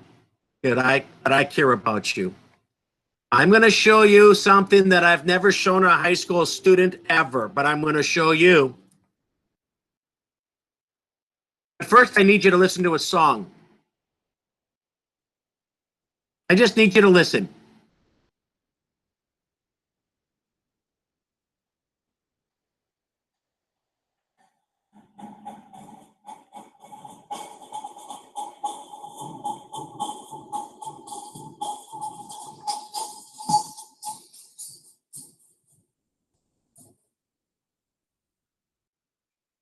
Mr. Edwards, if Yeah. you're wondering, you can present this single Google that Chrome again? tab. You can present this single Google Chrome tab instead of having it going through your speakers and into your mic, because that makes it pretty hard to listen. All right, hold on. Say that again. I don't know what I did wrong. So you can actually present that video as a Google Chrome tab, and that will allow the presentation itself to have audio instead of having it go through your speakers and then into your mic and then into our speakers, because that causes it makes the audio very fuzzy to hear. Tell me what I need to do. So you can present. Okay, so open the video up again. So go here. Mm-hmm. Go to The you, video. Mm-hmm. and then what? Then go to the video that you were just on. Okay. Now what?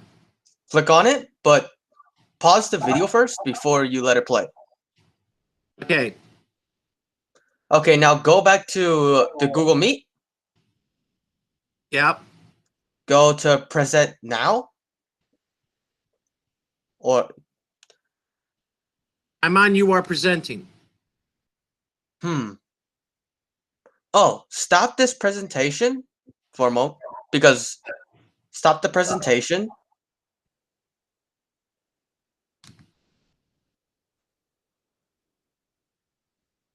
And Now then go back to present, but go to, instead of using the entire screen, present it as a single Chrome tab. got it, you good.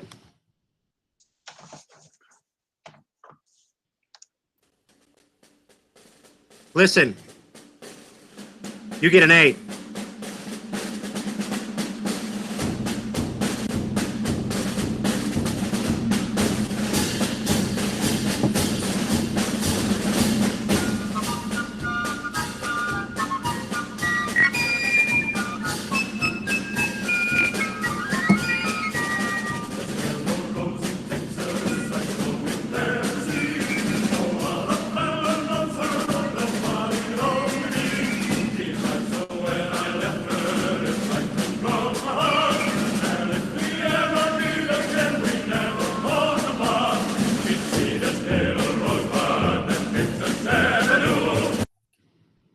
This is something that you won't be able to appreciate on remote learning. But somebody did a study, and it's true. And when I first found out about it, I was blown away. Every single poem, all 1,800, that Emily Dickinson wrote could be sung to that song called The Yellow Rose of Texas. Now let's try to get the beat right. It's really, really bizarre. So let's get that. Where's that song again? Try to get the melody.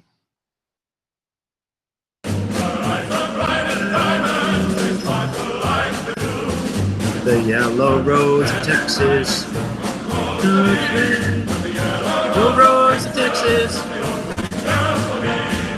The Yellow Rose of Texas. I'm not an expert in that song, but let me see if I can do it.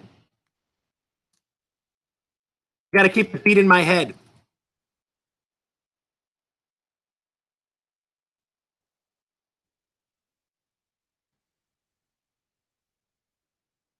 Because I could not stop for death, he kindly stopped for me. The carriage held but just ourselves and immortality. We slowly drove, we knew no haste, and I had put away my labor and my leisure due for his civility.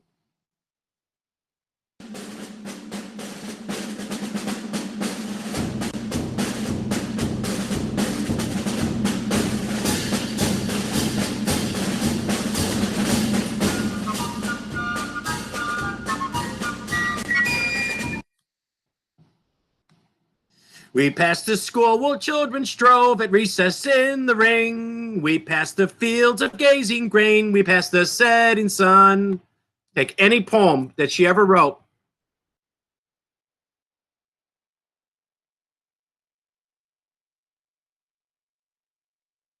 See what poems are in here.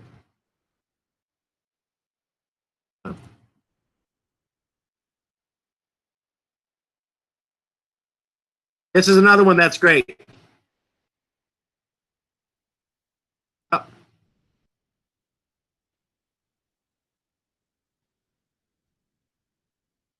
I just find poems by Emily Dickinson. It's really something. When I found out many years ago, I was blown away.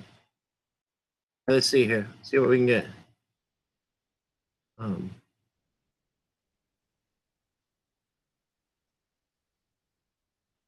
Hold on, because you got to here. You have to get to. See, I don't know what poems they have.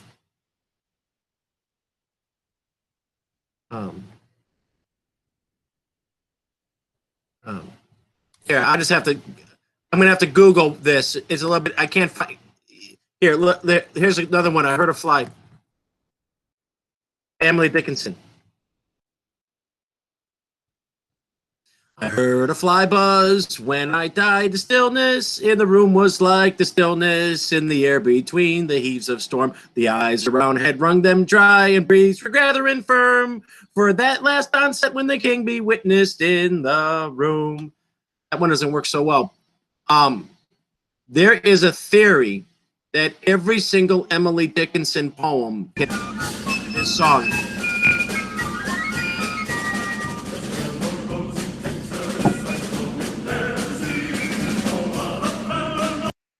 It really works well with this poem, which is because I could not stop for death.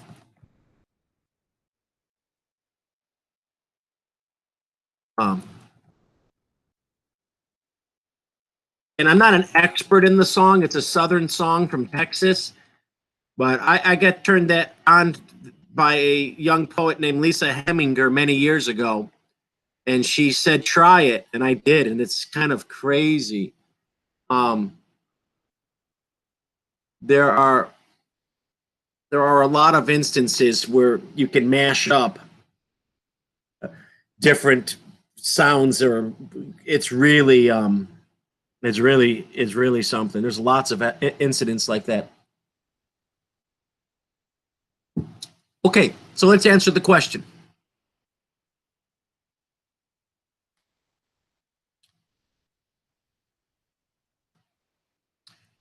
Why does Emily Dickinson, who refuses to let anyone read her poetry, spend 40 years writing in isolation 1,800 poems, stitch them together, and hide them underneath her bed? That's the question. I'll be waiting for the answer. I can't wait. Theories?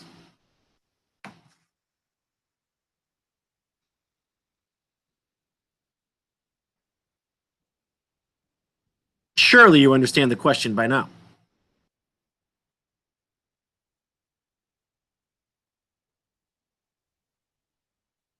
If you really want a simpler version of the question, how does Emily Dickinson become Emily Dickinson? Who writes 1,800 poems, never to be read,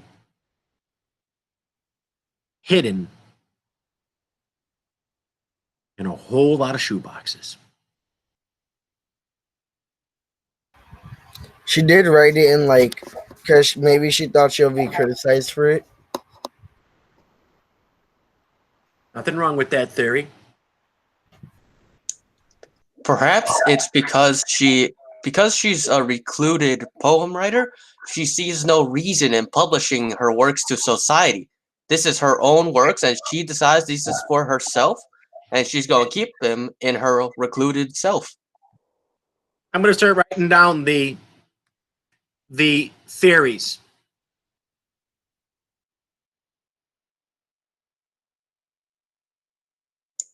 Also, the presentation is still on the YouTube video because it's only a Google Chrome tab. So if you plan on presenting the Google Doc, then you can go back to your original presenting mode. You're the king of scholars. Because I forgot how to do, I didn't think to do any of that. Good work. All right, so now we're back to this. Now you can see my notes. Correct? Yep. So from Andrew, I think I heard perhaps she thought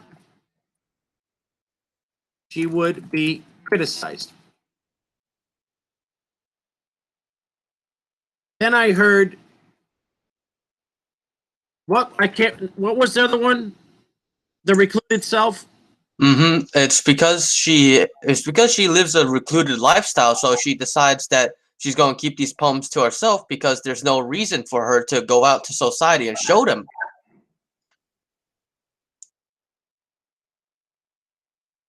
I like this. Whoa, this one might actually pass Harvard School of Literature. This is an A at Harvard. As a recluse, she has no reason to write for a society she rejects. Wasn't the norm of the recluse is that you reject society?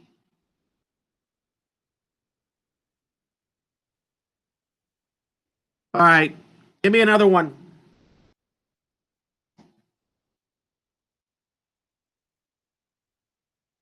Why would you be so gifted? Remember, she's gifted. We talked about shipbuilders need to build ships. Why would a gifted writer not want to share her work with humanity? I'll pose one theory. Perhaps she was writing. This is a personal theory. Perhaps she was writing for a higher power. Perhaps she was writing personal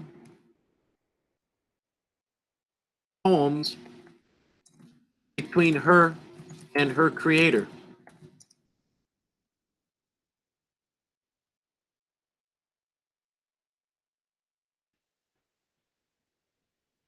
I don't know. Do you think we can push a fourth theory? Those are pretty good. Those are pretty good.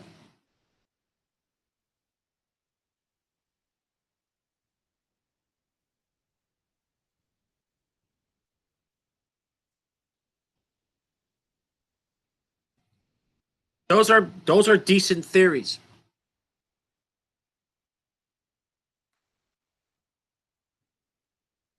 Because I could not stop for death,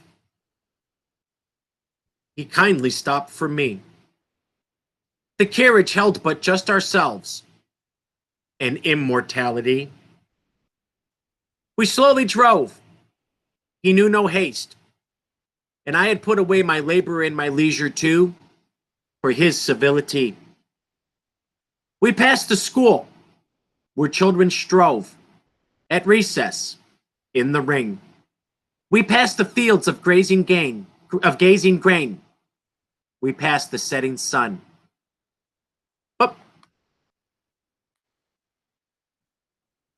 Or rather, he passed us. The dews drew quivering and chill. for only my gossamer, my gown, my tippet, and only tool. We paused before a house that seemed a swelling of the ground.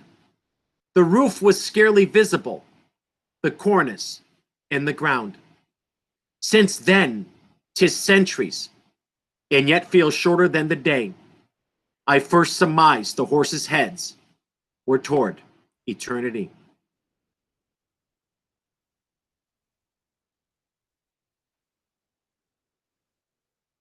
Complicated poem, but not too complicated for us. Now watch this. Mr. Edwards has to unplug.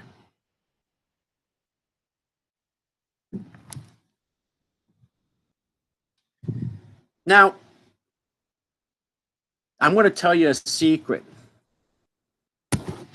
The only way that you can read this poem and understand it is by understanding its context or point of view.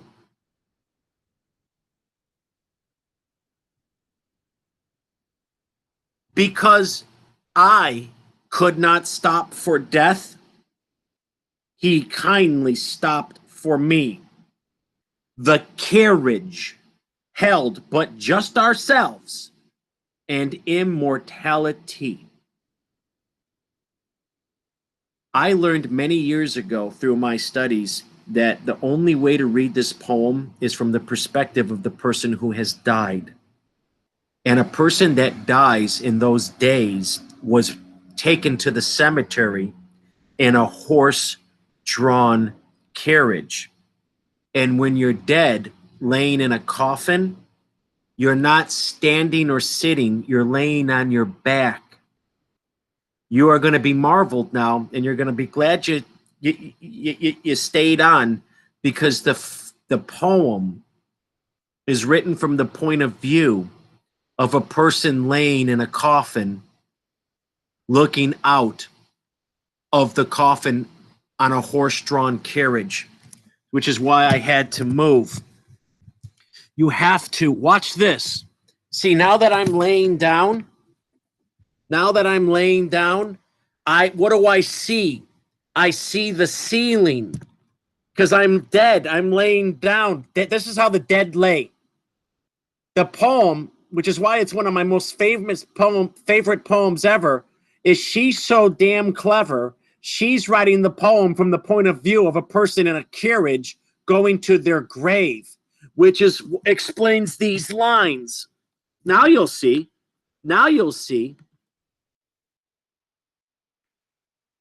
We slowly drove. He knew no haste. I had put away my labor and my leisure too for his civility. So here's the horse-drawn carriage going through the village. So to her left, she sees a school. The horse-drawn carriage keeps going on the cobblestone path. Then she sees the children at recess. Then she sees them playing in the ring. Then she passes out of the town, and she sees the fields of gazing grain. Then she sees the setting sun. Then she sees the dew quivering. And then she says, my gossamer, my gown, my tippet, and my tool. Those are the clothes that she's dressed in, her funeral clothes. She's in a laced dress with a gown and a tippet. You just Google all of these. So go to Google Images.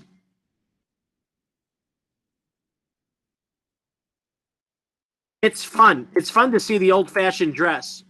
So you put gossamer. Okay, somebody tell me what that is. Gossamer is laced like a spider web. So she has a fancy dress on that's laced in gossamer. So she looks like she's wrapped in a spider web. Then you have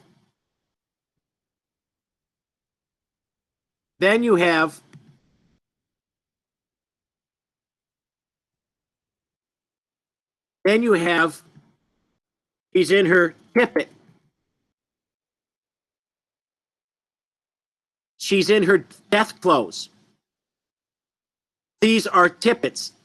These are clothes they buried the dead in.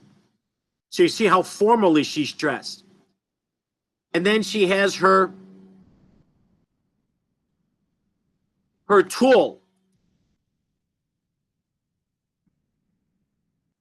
which is this flaring out. And you put that all together. Now, of course, I can't through a Google image search. You put that all together. She's dressed in incredibly formal burial clothes in an incredibly extravagant way. She looks like she's wrapped in a spider's web. And then watch this. This is the line that sold it for me when I was younger. And then she says,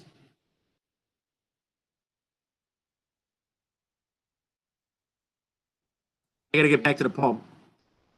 And then she says, we paused before a house. I think that seemed a swelling of the ground. The roof was scarcely visible. The cornice, that's the ornamental part of the roof.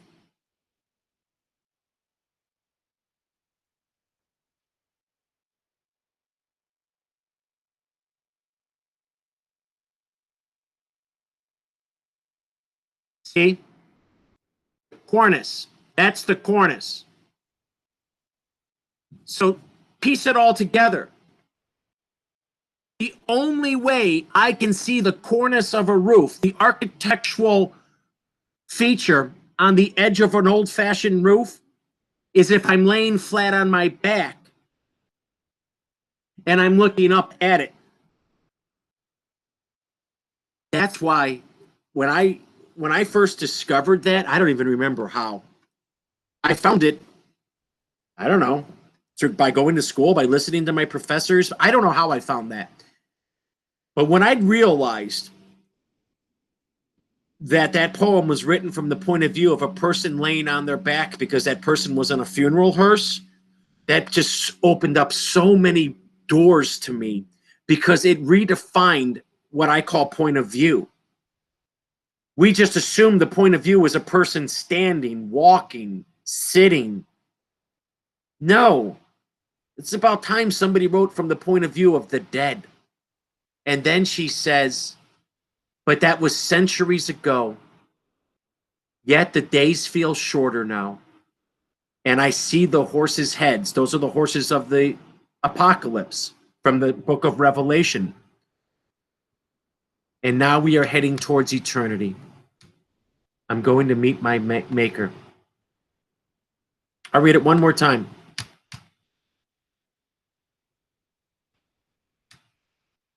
Here's what I want you to do now. I want you to picture yourself laying on your back and looking at the world from a different point of view. Because I could not stop for death. He kindly stopped for me. The carriage held just ourselves and immortality. We slowly drove. He knew no haste. And I had put away my labor and my leisure too, for his civility. Death is a perfect gentleman. We passed the school, where children strove at recess. In the ring, we passed the fields of gazing grain. We passed the setting sun. Or rather, he passed us. The dew drew quivering and chill. For only gossamer, my gown, my tippet, my tool. We paused before a house that seemed the swelling of the ground. I think that that's the church outside the cemetery, because there's like usually a little vestibule or church, and the swelling of the ground is the graves coming up. You know, the marker stones, the blocks, or the graves, the tombs. The roof was scarcely visible, the cornice in the ground. Since then, 'tis centuries, and yet feels shorter than day. I first surmised the horses' heads were towards eternity.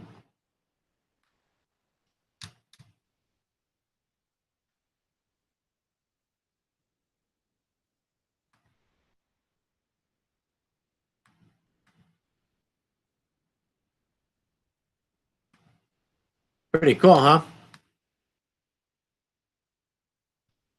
Pretty cool. You can't get that everywhere.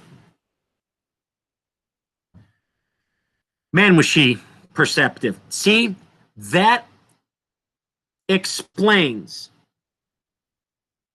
defining her as a sharp observer, because only a sharp observer would think to write a poem about death from the point of view of the person dead going to their grave. And it's a completely different point of view. Everything has changed, including the concept of time, because she says the days feel shorter now. Everything is changes when you pass away,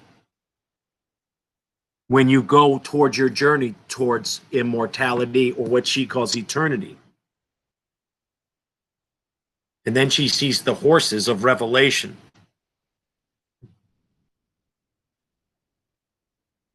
That's from the Bible.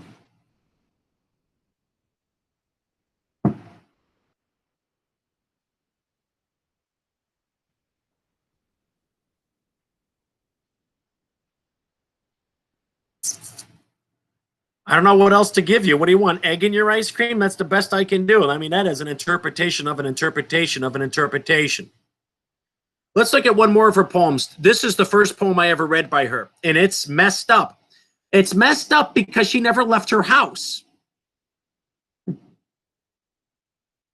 This is the most famous Emily Dickinson poem. This was poem number 591. This is the 591st poem she wrote. She never titled her poems. The first line is always the title. She didn't title one poem out of the 1800. That is bizarre. That's weird. I heard a fly buzz. I bet you can do this to the... I heard a fly buzz when I died. The stillness in the room was like the stillness in the air between the heaves of storm. The eyes around had wrung them dry, and breeze were gathering firm for that last onset when the king be witnessed in the room. I know I'm no singer. I'm a shipbuilder. But man, every single poem she ever wrote can be played to that song. Woo! I heard a fly buzz when I died. The stillness in the room was like the stillness in the air between the heaves of storm. The eyes around had wrung them dry, and breaths were gathering firm for that last onset when the king be witnessed in the room. I willed my keepsakes, signed away what portion of me be assignable, and then it was there interposed a fly with blue, uncertain, stumbling buzz between the light and me. And then the windows failed, and then I could not see to see.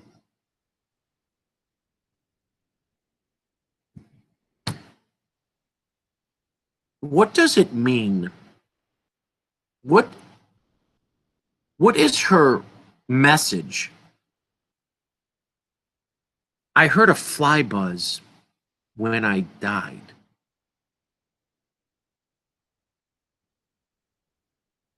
What's she saying? There's never one answer in poetry, but what does that sound like she's saying? I heard a fly buzz when I died. All right.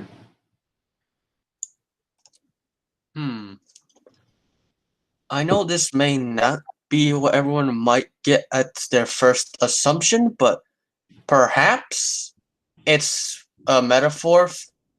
Yeah, it's a metaphor for the whistle of a bullet before it hit her head. If she was, say, in a war and she died from some enemy. So it might be that. Well, at least you started a conversation that could go somewhere. Think about that. You're, again, here she is, obsessed with death like Poe. She's dying in her bedroom. And there's this fly. When you think of flies, what do you think of? It's summer, they're everywhere. What are all the things you think of when you hear a fly come into the room? How do we define flies? Friend or foe? Foe. I mean, what do flies do? What's the one thing flies do the most? Flies blank us all day long. That's why we have fly swatters.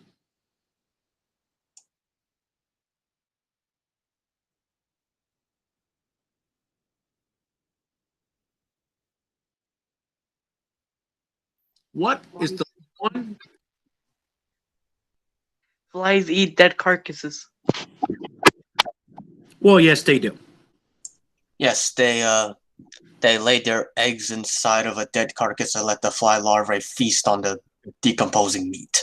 All right, like a true Dickinsonian poet, you are classifying the fly on the scales of flies are annoying. Nobody wants a pesky fly, right? Let's see what she's actually saying, but let's play this out. I'm dying. I'm about to meet my maker. I have to make peace with my whole life. Am I going to heaven or hell? Am I surrounded by family? I'm about to take my last breath on God's earth. I'm feeling my mortality. Oh, there's a fly. You know, I got bigger problems. I'm about to face judgment. Oh, get away, you pesky fly. Oh, come on. Come on. Let's look at the poem. I heard a fly buzz when I died. The stillness in the room was like the stillness in the air between the heaves of storm. The eyes around had wrung them dry, and breasts were gathering firm for that last onset when the king be witnessed in the room. So I think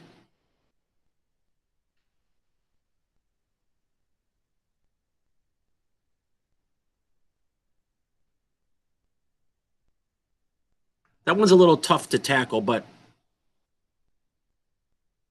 like a king, when you die, you're surrounded by people holding your hand,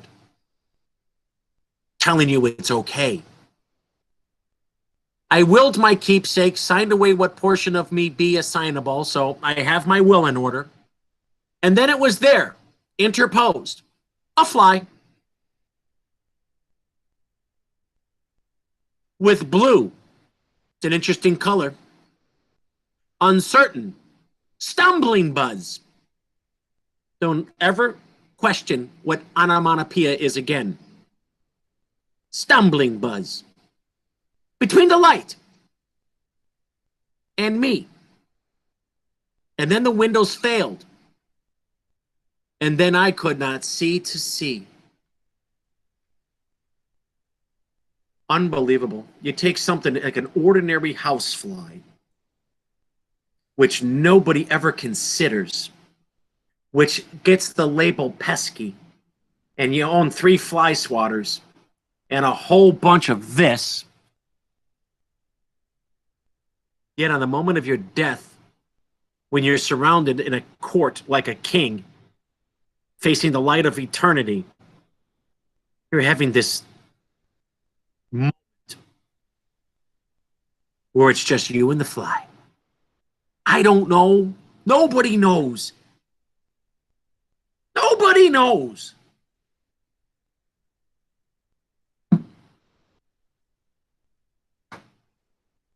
Who knows? I don't have any answers, class. I swear to God, analysis of I heard a fly buzz. Let's see what like the scholarship says. Literarydevices.net, literary church, Spark Notes. Notice how I always look at the source?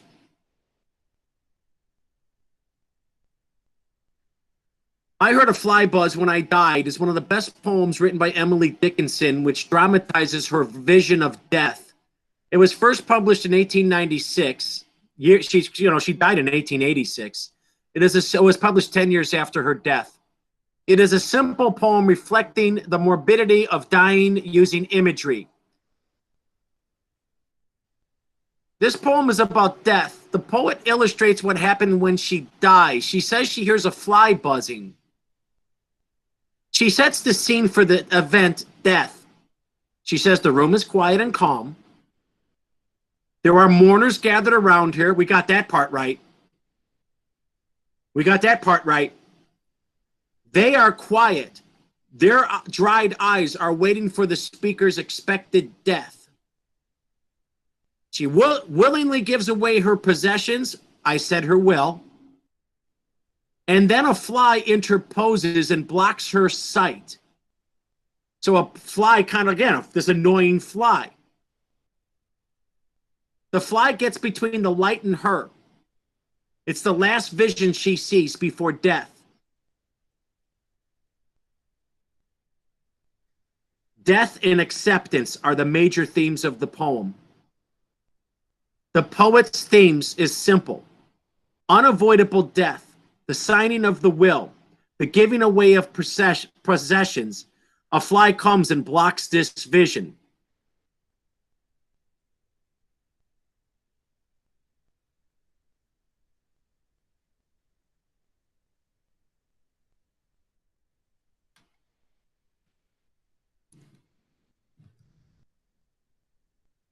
It's interesting. I mean, it's even complex for me. But how interesting. Two things I want to point out today. Emily Dickinson is called by the college literature a sharp observer of life. You can't get any sharper than writing a poem about death from the point of view of a dead person in a casket being taken to their cemetery on horse-drawn carriage. Can't be done. And dying surrounded by family and friends like you were a king in a court, giving away your mortal coil, giving away all your possessions, giving away your whole life's work, and this pesky little fly, quote unquote, interposes and gets in between you and your final vision of life on earth as you prepare for immortality. Unbelievable. What a great poem that would have been. I heard a fly buzz when I died. And and I killed it with the fly swatter. Pesky little fly.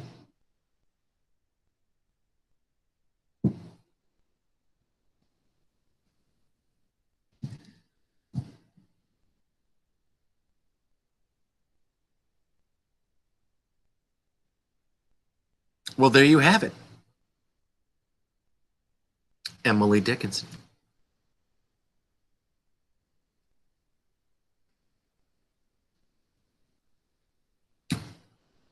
Doesn't get any better than that.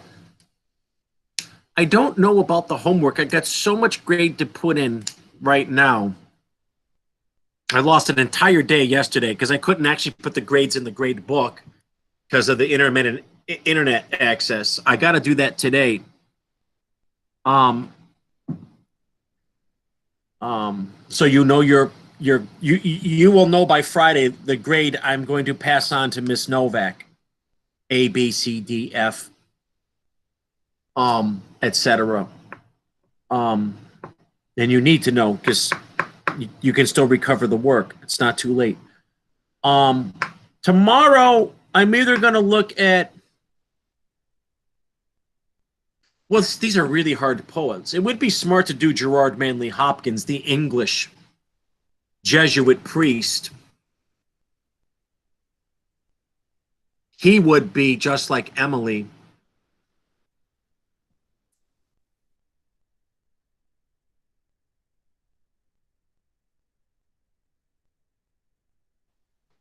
This is the other fella that fits the definition of this would sort of be Emily Dickinson's counterpart in England. This is Gerard Manley Hopkins. He was a priest, and he's very similar to Emily. He tragically burned his writing. He was trying to get closer to God. He believed in the connection between science and religion. I mean, it's just mind-numbing. It's mind-numbing. Did anybody want to do the Raven today while it's fresh in there? I will accept between now and 1 p.m. the Raven, and I think it's too late to do the Black Lives Matter. I forgot. I'm sorry. I lost the day, but we can do that tomorrow before we go into our study. If you just would remind me. But does anybody want to get the Raven off their chest?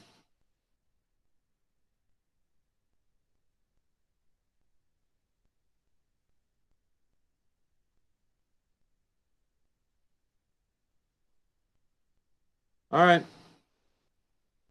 I have a question. Yeah. If I send you an email with naming the assignments that I've missed, and if I have all my assignments that I've missed done by tomorrow, would you add that in on Friday with my final grade for this week? Yes, I will. Oh, okay.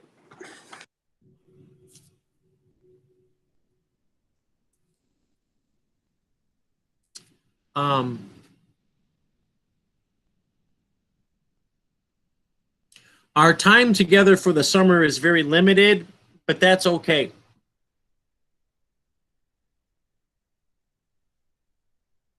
You got a leg up. You got a leg up. You know something about the more advanced requirements of literature. You know something. You're not completely unschooled. I'm going to make a decision tomorrow. I got two choices. Maybe I'll do one. I guess I'll do it this way. I'll do one tomorrow and one Friday. I'm going to pair Gerard Manley Hopkins with Emily Dickinson. And then I'm going to compare T.S. Eliot to The Great Gatsby. Because there's a poem written that's sort of like a poetic version of Gatsby. And then we'll see.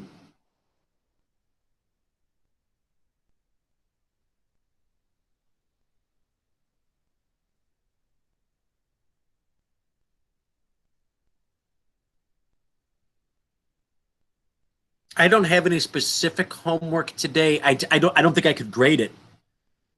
I'm so far behind. Though your grades will be complete on Friday.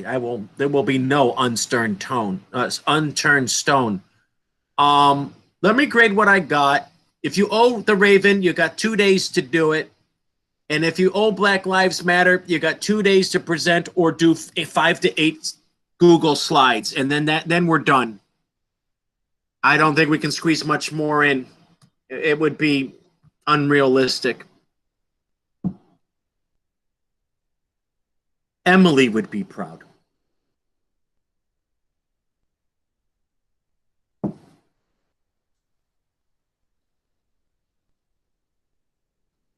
What's this meeting about that we have at 4:30 with Mr. Bias?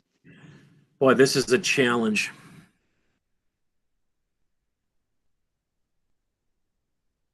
No, it's a challenge. Let me see if I got anything. I want you to do me a favor. I know it's asking a lot, and it is asking a lot. I have no clear communication with Ms. Tobias going on 24 hours.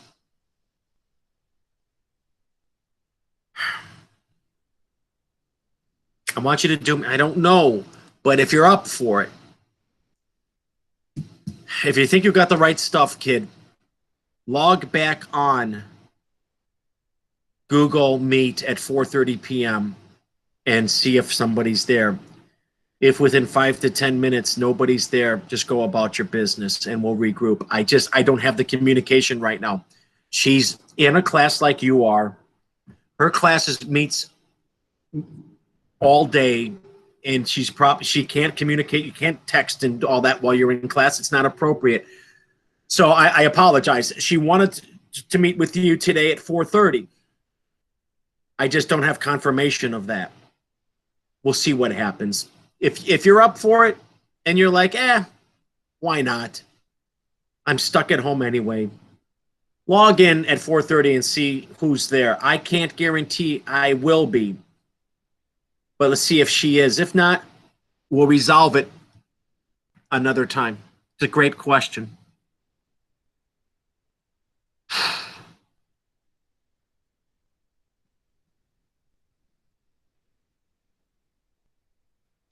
Because I could not stop for class. He kindly stopped for me.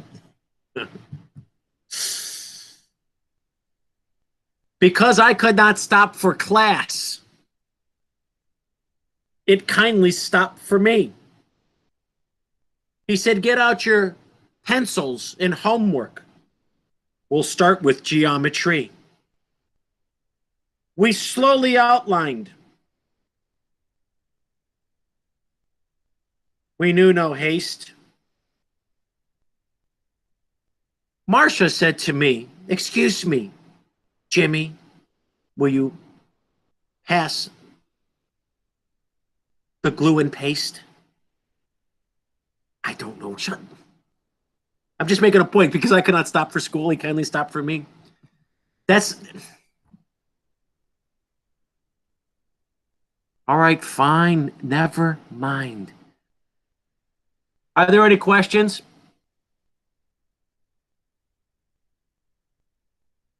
Any thoughts?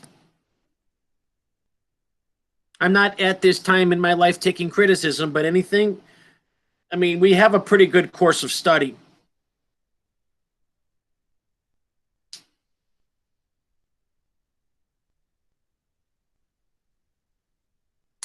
Well, then I guess that's it for today. That's it for today. You guys log back on at 4:30, see what happens, and if that doesn't work, I apologize, but again, the communication is difficult. I'll see you tomorrow at 9:30, and we'll probably do this other poet from England who's thematically linked to Emily Dickinson. And we'll see if we can't have something intelligent to say there. All right, stay safe. Good? Have a good one. All right, I'll see everybody tomorrow. I got to get grading and stuff. I got to take care of my end of the bargain. All right, everybody be good. All right, bye.